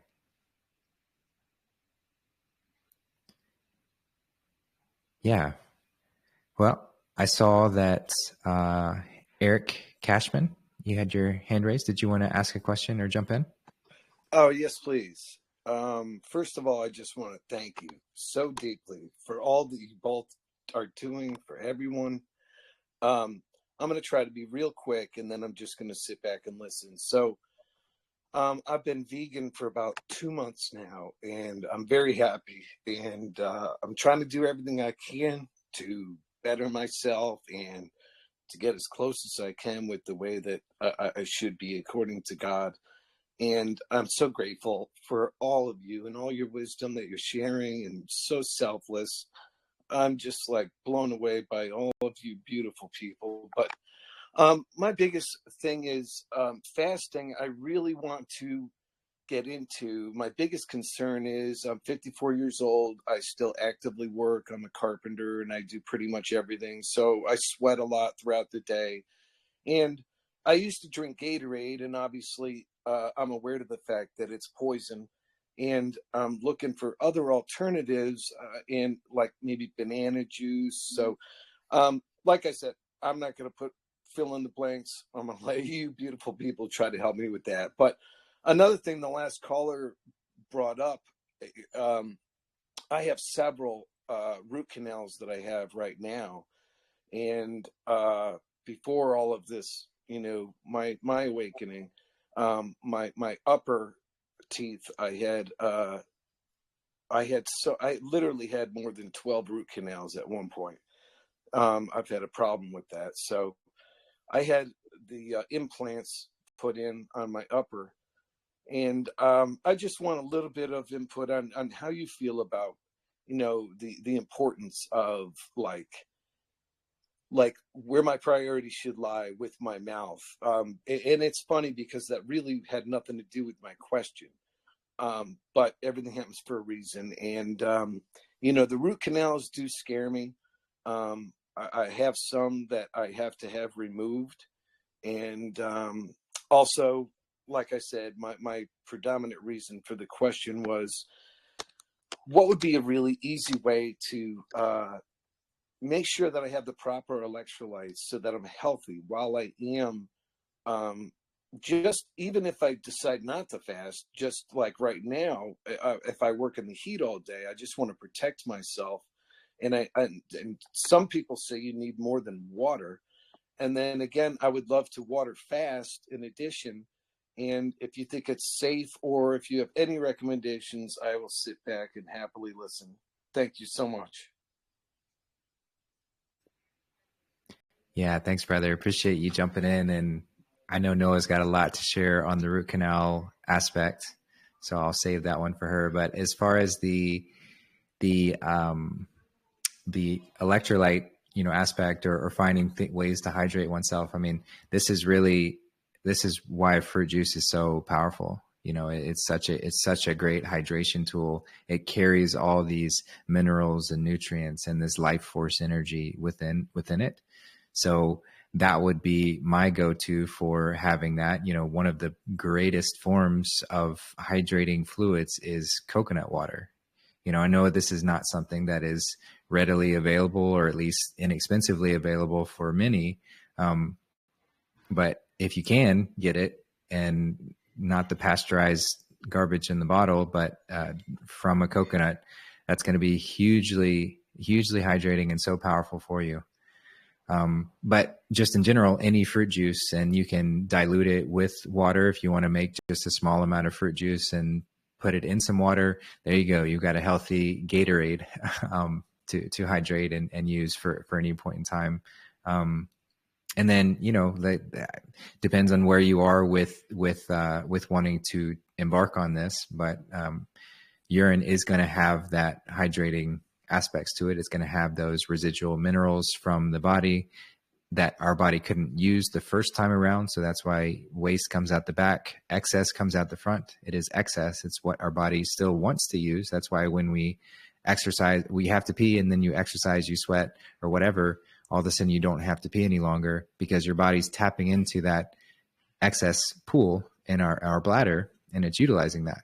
So everything within the urine is helpful for us, whether it's giving a signal or sending those extra minerals and things that it wasn't able to use the first time around in an already easily assimilated form. So that's something that you can explore if you're willing. Not all are willing to go that far. And then as far as is water fasting safe to embark upon? I'd say anything 3 days or less is very, very safe for really anyone, no matter where you are. Doing a 3 day or less water fast is very, very safe. Going past that, then you just have to approach it with care. And I don't know exactly what, you said you just shifted to vegan 2 months ago. So I don't know what else you've been doing in the meantime and what your sort of cleansing journey has looked like prior to that. But as long as you take it slow, it's not your body's going to tell you like, hey, this is too much, or this is too much for me at this point in time. So as long as you're just listening to your body and really cognizant and aware of what you're feeling and how you go about things, you could easily stretch that past there and just take it step by step. See what happens and see how you feel each moment and each day. And see if you can push past that. Some people are more wired where they can jump right into a longer water fast or any type of fasting. Others need to take it a bit more slowly. So it's hard to say exactly for you, but just don't be, we get so intimidated by this idea of not eating just because of the conditioning. And really, so try a day and see what happens and see that you don't die. Oh, I didn't eat for a day and I didn't die. I'm still alive. And that starts to recondition our mind away from this idea that we need to be eating all the time to live, because we truly don't. So those are my suggestions there. And yeah. And then I will just pass it over to Noa for her gnosis on this topic. Wonderful. Wonderful. Thank you. And Eric, thank you so much for your kind, beautiful words and for this awesome question. And I will address the root canals. And actually, Justin, I feel that might be our next show, because there's so much to go into when it comes to teeth and dental. And Noa has a lot of experience. So I'll get to that in just a moment. I do want to add to what Justin said regarding the hydration for you, Eric. So number one is it's great that you've transitioned into vegan. That's number one. And I would suggest that now start shifting your focus into more hydration, right? Because even vegan food can be because it's not about the vegan, but the things that you're still consuming that are still under the umbrella of vegan are still dehydrating your body on a daily basis. So that will be cooked food. And if you are still drinking things like coffee or black tea, anything that is highly caffeinated, but especially coffee, is going to dehydrate your body and steal electrolytes even. So it's kind of like you always in this ongoing chase to try and hydrate the body while simultaneously dehydrating it with the things that I just listed. So like Justin mentioned, that's why the fruits are the magic healers. It's just, they bring hydration, they're easy to grab. And now that we're going into the summertime, it sounds to me that you are based in the US. So celebrate watermelon. Like there's nothing, just like all fruits are very high in electrolytes. However, the most hydrating one on the list is obviously watermelon. It's 92% water, 92% water. So it's water. Drinking water is just not going to hydrate you. That's one of the greatest tricks out there, greatest lies. Like drinking just regular water. You want the structured water. And that's why urine can go under that category for those that find the benefits, because it's structured. It's structured by our body. So fruits offer the same thing. It's structured by nature. It's perfectly designed, packaged to give your body everything that it needs, including hydration on a cellular level. That's what you're looking for. The feeling thirsty and drinking water may quench the thirst in the mouth, but it doesn't hydrate anything, and it taxes your kidneys big time. So I would just put emphasis, it's easier now, summertime, I would put the emphasis on the living foods, living and high in water foods, as opposed to the cooked food, and then emphasize the fruits. So a good way and very basic and easy way to start is even make sure that the first thing you put in your body, what we call break fast, is fruits. And if you do have a demanding job where you're out there and you're sweating and such, then just bring watermelon with you, chop it the night before or juice it the night before if you can't do it in the morning. It's the easiest thing to juice is watermelon. And you just bring 2 jars of juice with you, and you're good to go for the morning.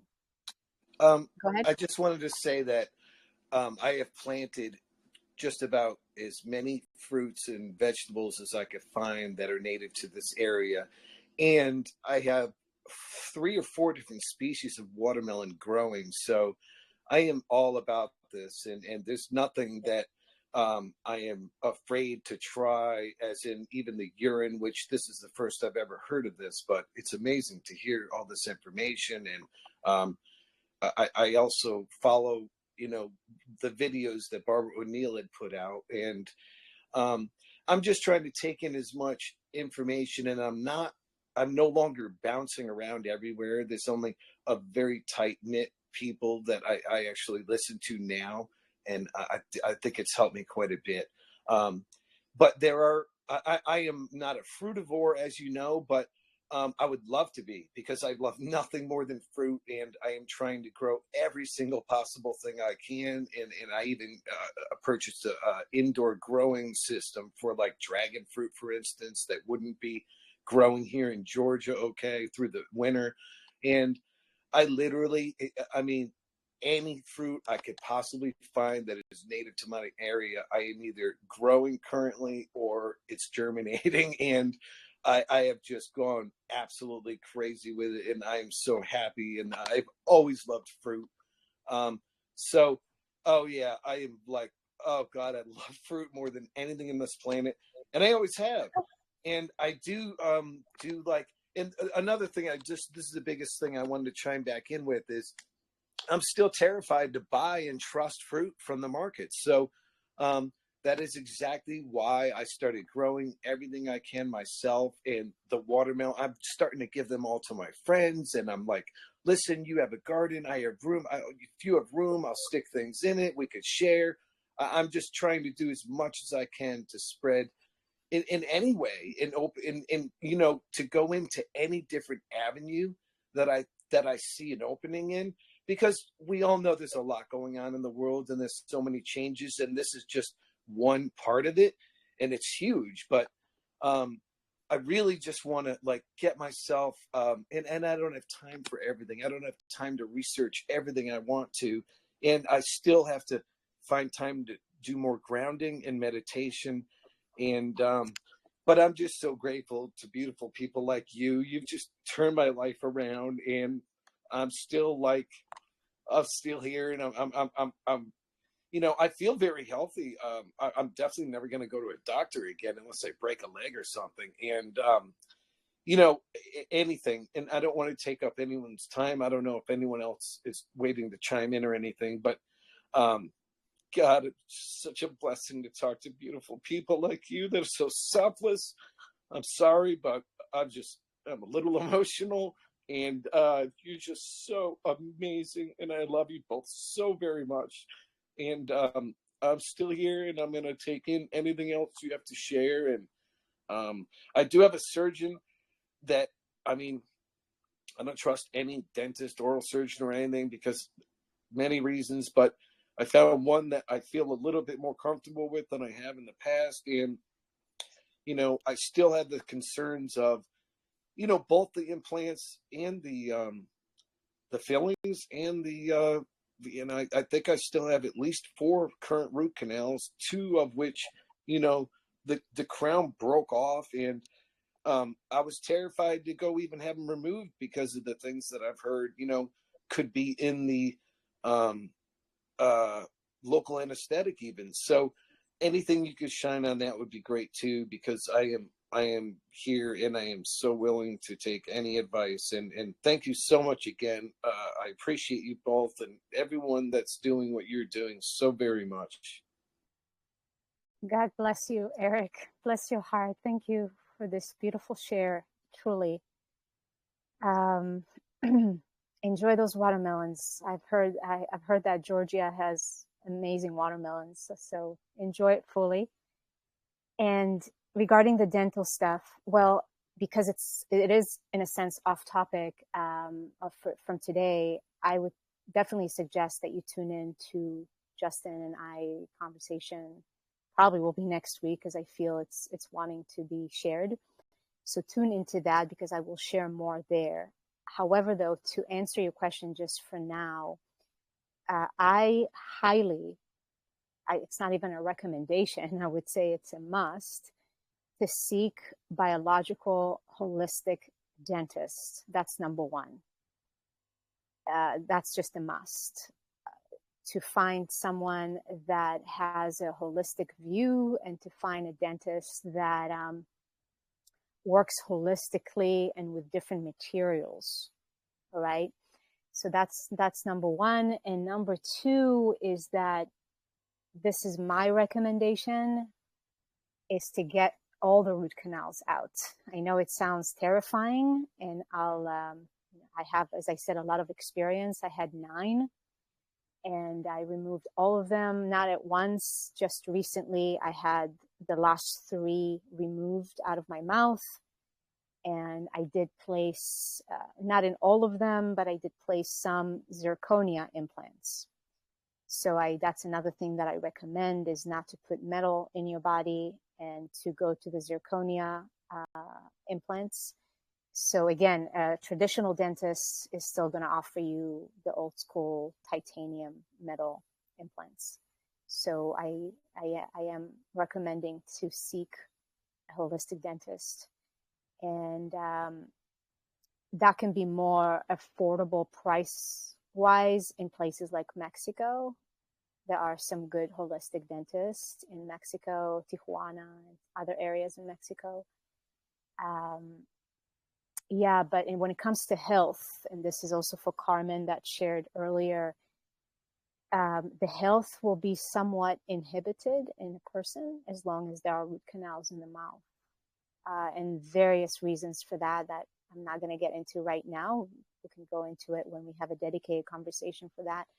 But if health is something that is important for an individual and something that they would like to pursue, then I highly recommend considering taking those root canals out. I know it's can be a hard decision and even heartbreaking, but those root canals come with a lot of consequences on many, many levels, physically, emotionally, and even spiritually. So that would be my recommendation. And take your time in the sense of just doing your own in search and research of finding a good biological holistic practitioner, dentist that you can work with. I do know a clinic in Chicago that I've connected with the dentist there. It's a staff of women, and they're doing some amazing stuff. So I can share that. And then, as I said, there are out of the country options as well that price-wise will be less. Yeah, great suggestions there. And yeah, we'll get into this a lot more deeply in likely the following show. So stay tuned for that. And yeah, just again, thank you, brother, for sharing that what you have. And ye shall know them by their fruits.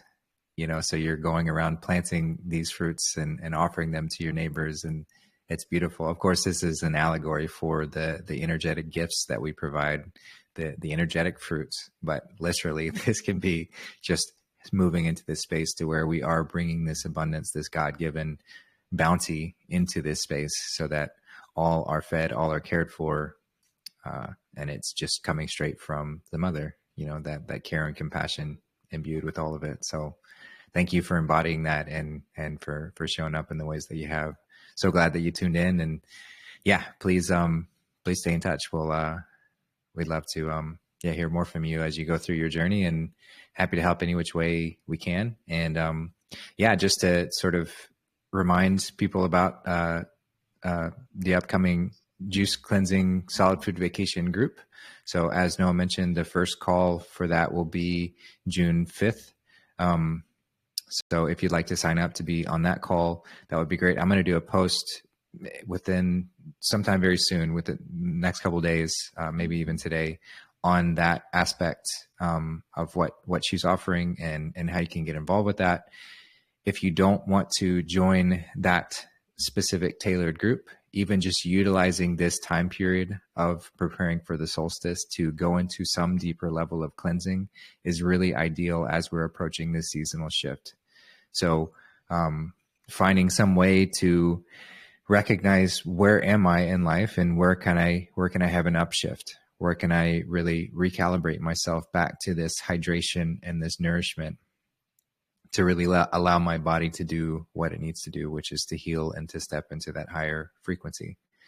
So some easy suggestions for anyone, no matter where you are, is, as Noah mentioned, replace, if you're consuming denser foods, then just making sure that nothing enters my mouth except for fruit as the very first thing. So replace all your breakfast, the harder, denser things, all these really awful things that we've been conditioned to consume, such as the breads and the bacon and eggs and all this garbage as breakfast is horrible. So replacing that with fruit, whether that's juice or fresh fruit or smoothie, is a great practice to do. So that's one option. You could let go of coffee during this time. If coffee is your drug of choice, it's one of the most commonly used drugs that we see, this caffeine drug. So if you want to let go of that for a few weeks as we prepare for the solstice, it's a great opportunity to do so and just see how you feel, and maybe you won't come back to it. Or incorporating a regular fasting practice is great too. So whether that's intermittent fasting, so just narrowing your eating window down to a smaller window in the day. So that's narrowing it down to like 6 hours. So say I'm only going to consume anything between the hours of noon to 6 or noon to 8, have a narrower eating window than what we're typically used to. This is going to give the rest of that day for your body to really go deeper into this layer of cleanse.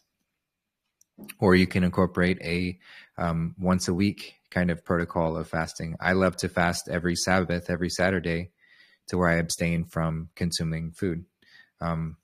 So that's something that you can consider doing during this time and seeing if it steps up to adopt that as a regular practice, even going past the solstice.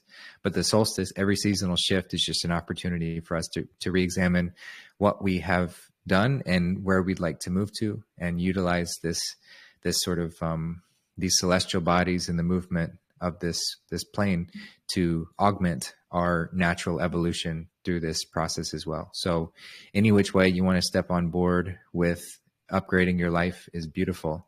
So yeah, if you want to join us for that solitude vacation group, like I said, I'll get the post out sometime very soon.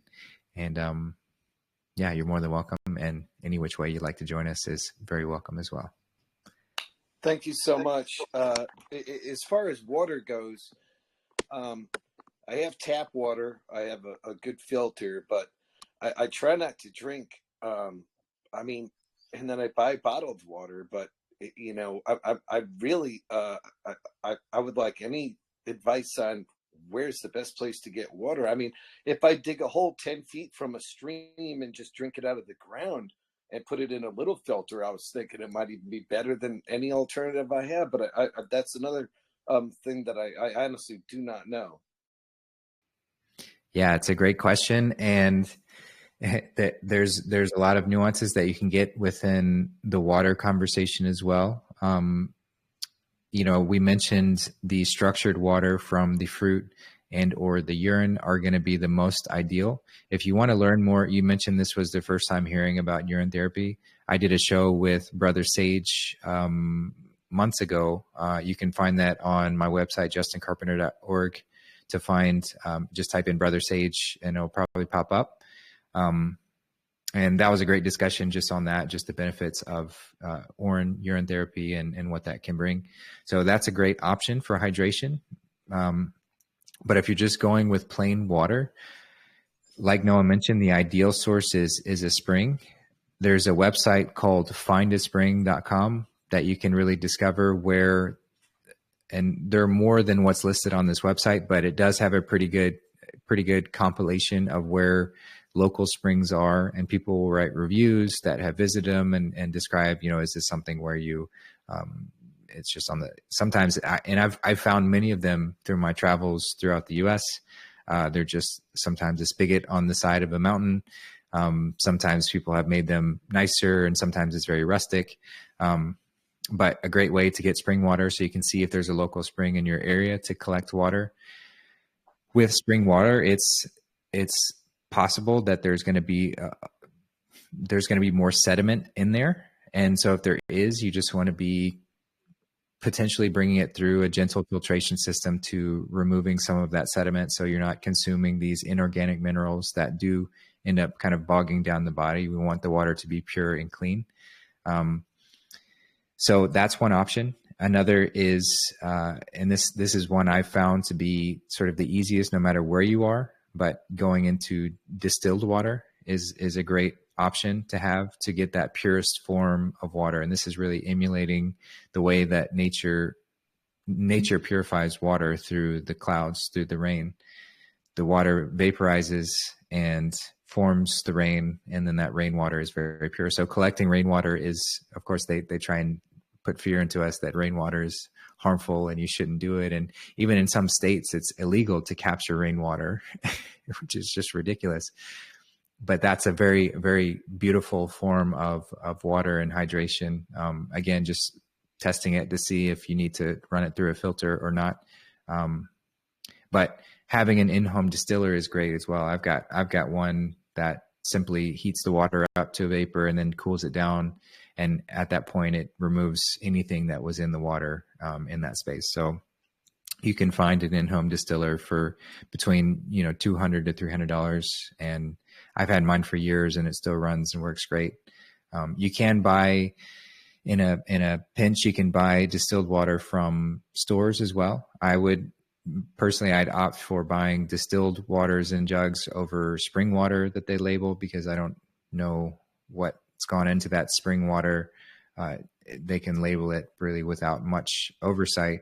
Distilled water has pretty rigorous restrictions as far as what can be labeled as distilled. It has to be very pure. It has to go through that process. So that's a safer option in my perspective of buying water. And fortunately, buying gallons of distilled water is very, very inexpensive. Now, it's not ideal because you're going to be having the plastic residue from the jugs that it's been sitting in. You don't know how long it's been sitting in the sun, which is going to add to that effect of it. So you kind of have to do the best you can with where you are. But those are just some general thoughts on the subject of moving in that direction.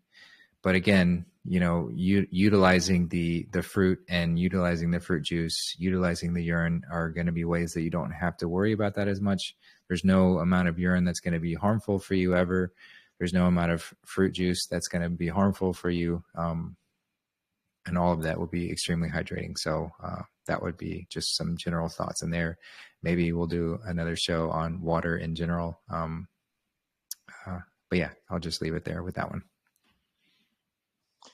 Well, thank you again both so much. And I'm sorry I took up so much time, but I assure you I'm so grateful for everything that you shared and that you shared just now for me. I really appreciate you both so much, and God bless you both. Thank you, brother. I appreciate you. And yeah, no need to apologize. They're great questions to bring forward. And if we've got a question, chances are so many others had that same question. So thank you for asking and for taking us into it. So yeah, Noah, did you have anything more to share either on that topic or maybe just to close this out?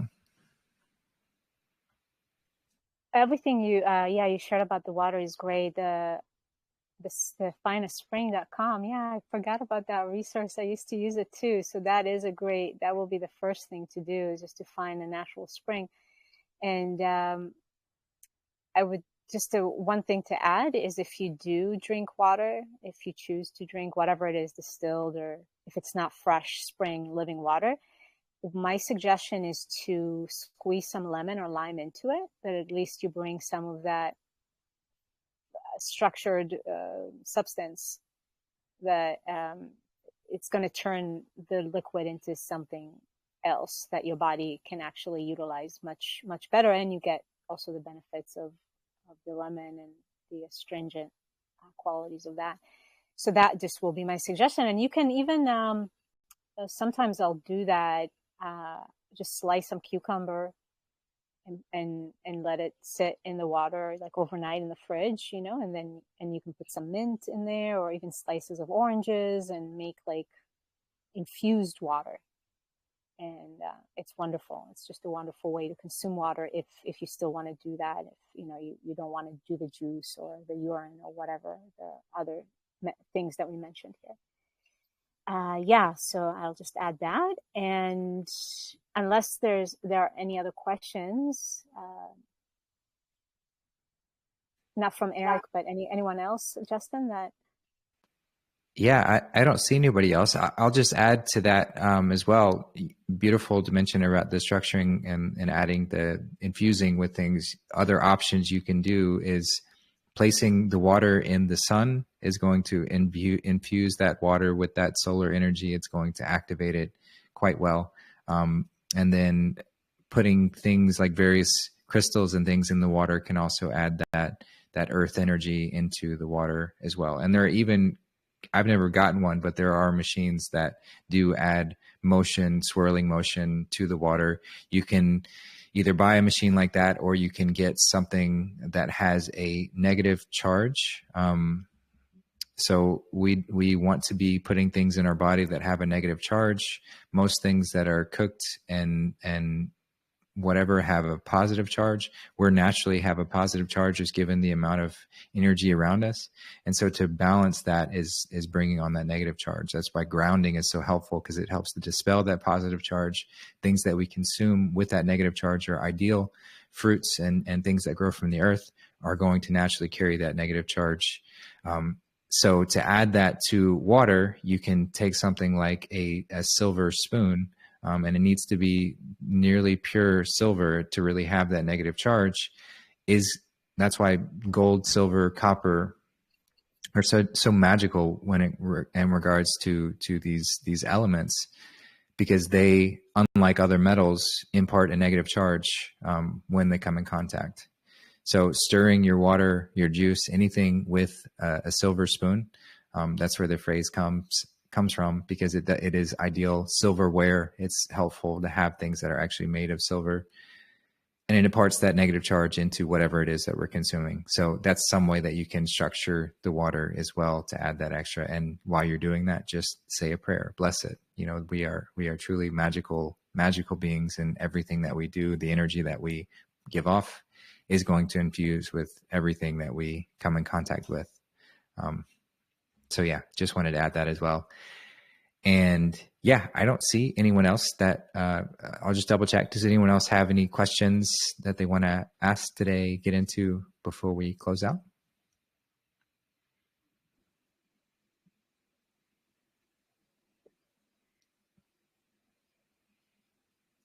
Yeah, Eric, did you have something else you wanted to say? I was just wondering, like,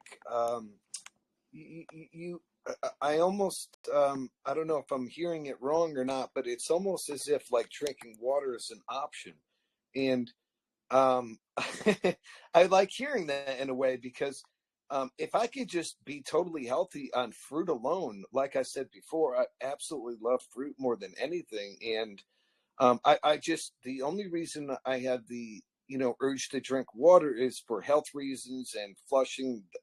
But as of right now, I do eat, rice and vegetables and potatoes and things like that, because I'm not there yet. And I'd rather eat that than just spin the wheel and buy something from a grocery store. So until I have, more fruit trees and options that I grow myself that I know is clean and pure, I do still eat vegetables. And I guess my question is, do I really need water if I have enough fruit intake? And if so, how much fruit would be safe? Because like in the evenings, for instance, I'll throw half a frozen banana and some frozen pineapple and some grapes in a blender, and then fruit juice. I'm glad I thought of this too. Like, I buy fruit juice as a base mix, and I try to be as careful as possible. But since we're on that, I mean, if you wouldn't mind just sharing a little bit on that. Like I said, I'm not trying to take up time or anything. I'm just loving hearing all this information. It's just awesome. I've made notes of everything that you mentioned. And again, I really appreciate you both so much. Yeah, these are such great questions. And it's one of those things that I can't give a blanket recommendation that we don't need water or you shouldn't drink water, because as we talked about with dry fasting, the majority of people are not at that stage to where they can really be moving into dry fasting. And this would be that same sort of thing with drinking water. If you are consuming cooked foods, if you're eating things like salt, and drinking coffee, and all of these are going to add to that accumulated dehydrating effect. So the water, adding supplementary water is going to be helpful to sort of counterbalance that. So you're sort of like rehydrating that dehydrating substance within you.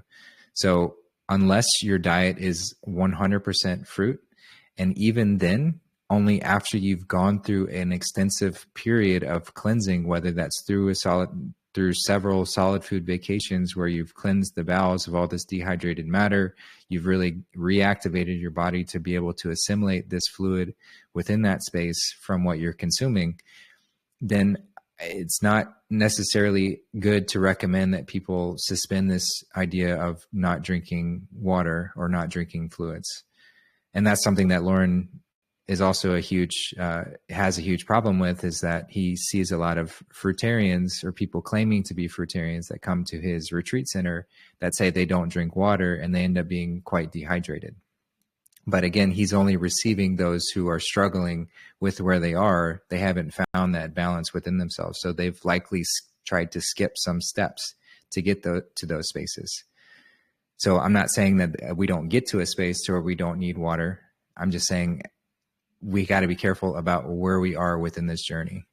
Like there's a guy, Andrew Norton Weber, beautiful, beautiful man. And one thing that he did, he worked with a lot of elderly and sick people. And the only suggestion he said that really helped was to be consuming a gallon of fluid per day.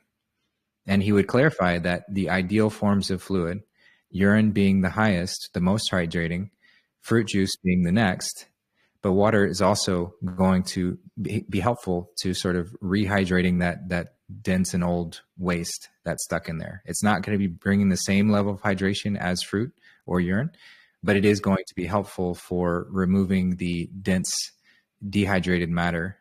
So having that protocol of consuming that amount per day is helpful for those to a point.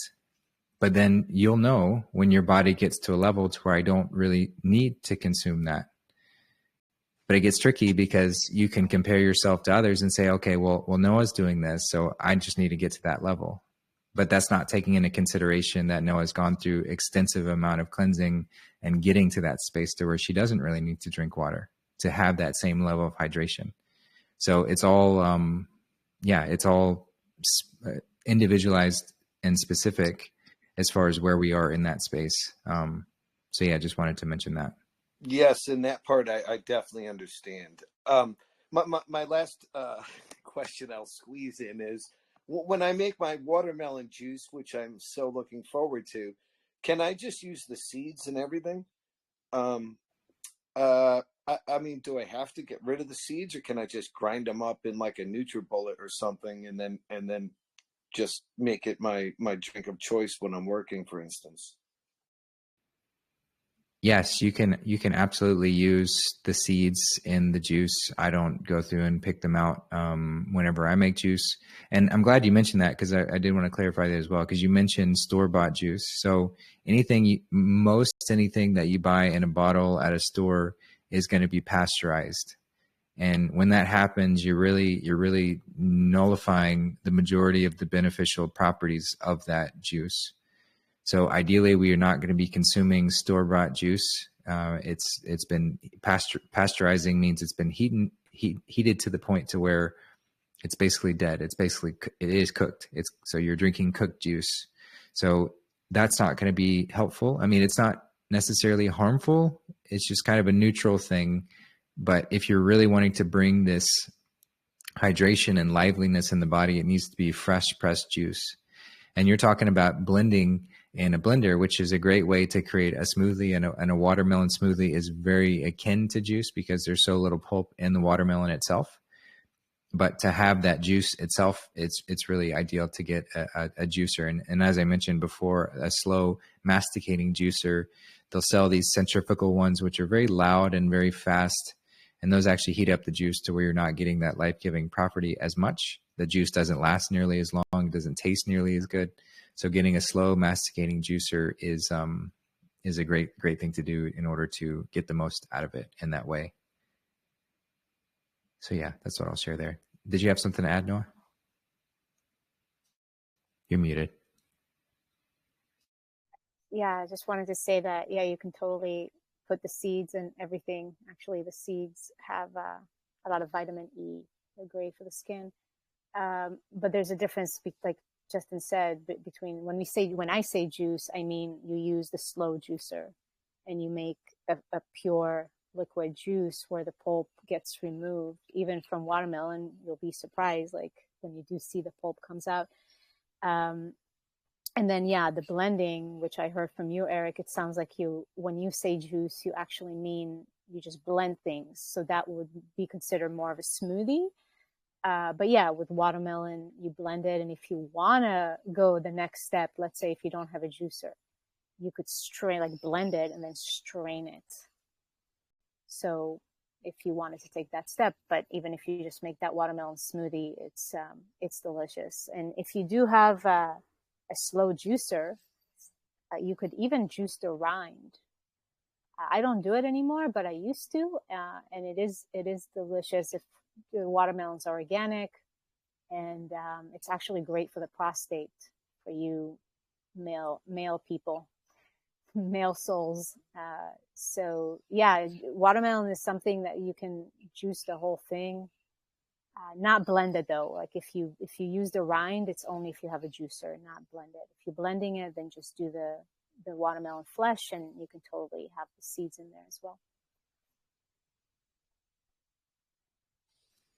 Well, thank you so much for that information as well. I do think I have one of those type of juicers. I've never ever used it, but I've had it for over 10 years, I think. So I'm going to look back into that, and I'm going to research everything that I've learned from you both. And again, just thank you so much. I'm so grateful for everything that you both do and just now helped me with. So thank you so much.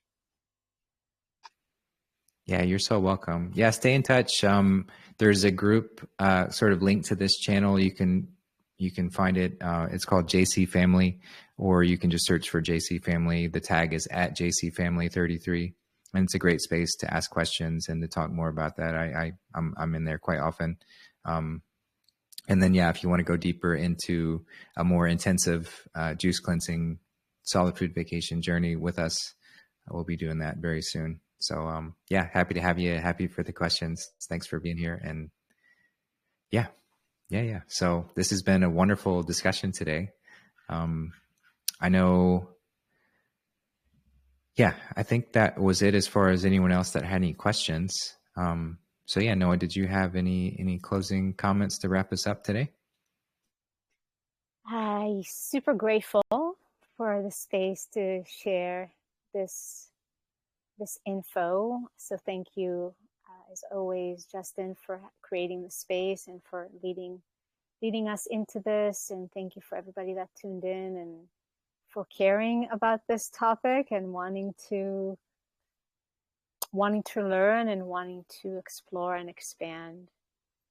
And like Justin said earlier, yeah, if it's not for you right now to jump into 40 days of just juice or water fast or whatever it may be, just to ask yourself, tune into yourself, what am I guided to do? What is that next step? And it could be even not related to food necessarily, or whatever it is in your life that is draining you or is not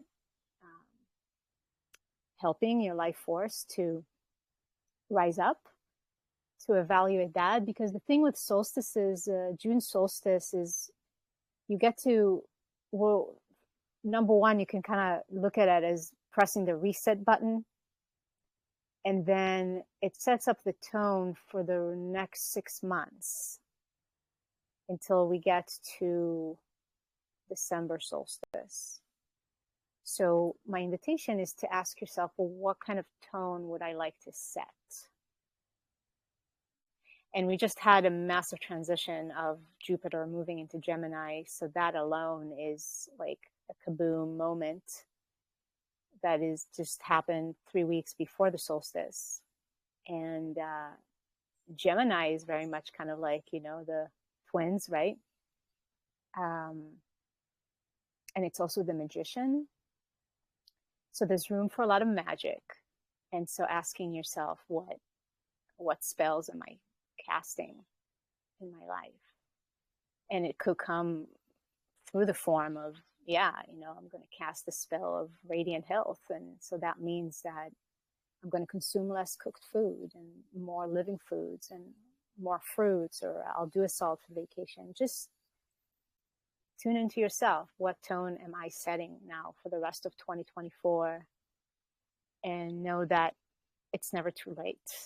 Never, ever. You're never too old. You're never too sick. It's never too late. It's never too nothing to create the life that is your birthright to live. Yeah, beautifully said. And great reminder that it's not just about the physical food. Sometimes we have areas in our life that are even prohibiting us to go deeper into a food and physical health journey because of something that we have to let go of, whether that's a relationship that is no longer serving us, or whether that is just a pattern in life that we've adopted, whether it's this self-deprecating tone that we take with ourselves. The self-talk can be huge as far as limiting our ability to step into anything further. So just finding these patterns, and they're all trauma induced at some point. The society around us is designed to traumatize us from the moment that we're brought into this space. And so we have to peel away these layers of what got us here and let go of that. So yeah, just find something in your space, in your field, in your kingdom, your queendom, to let go of during this time, and go deeper into realizing that you truly are a magnificent form of creation. You are the pinnacle of God's creation here to experience oneself in all the beautiful ways and achieve that highest expression by going through this challenging experience of forgetting who we are, just so we could remember again. So thank you, Noa, for being with me today, and for everyone who's tuned in today for another wonderful conversation.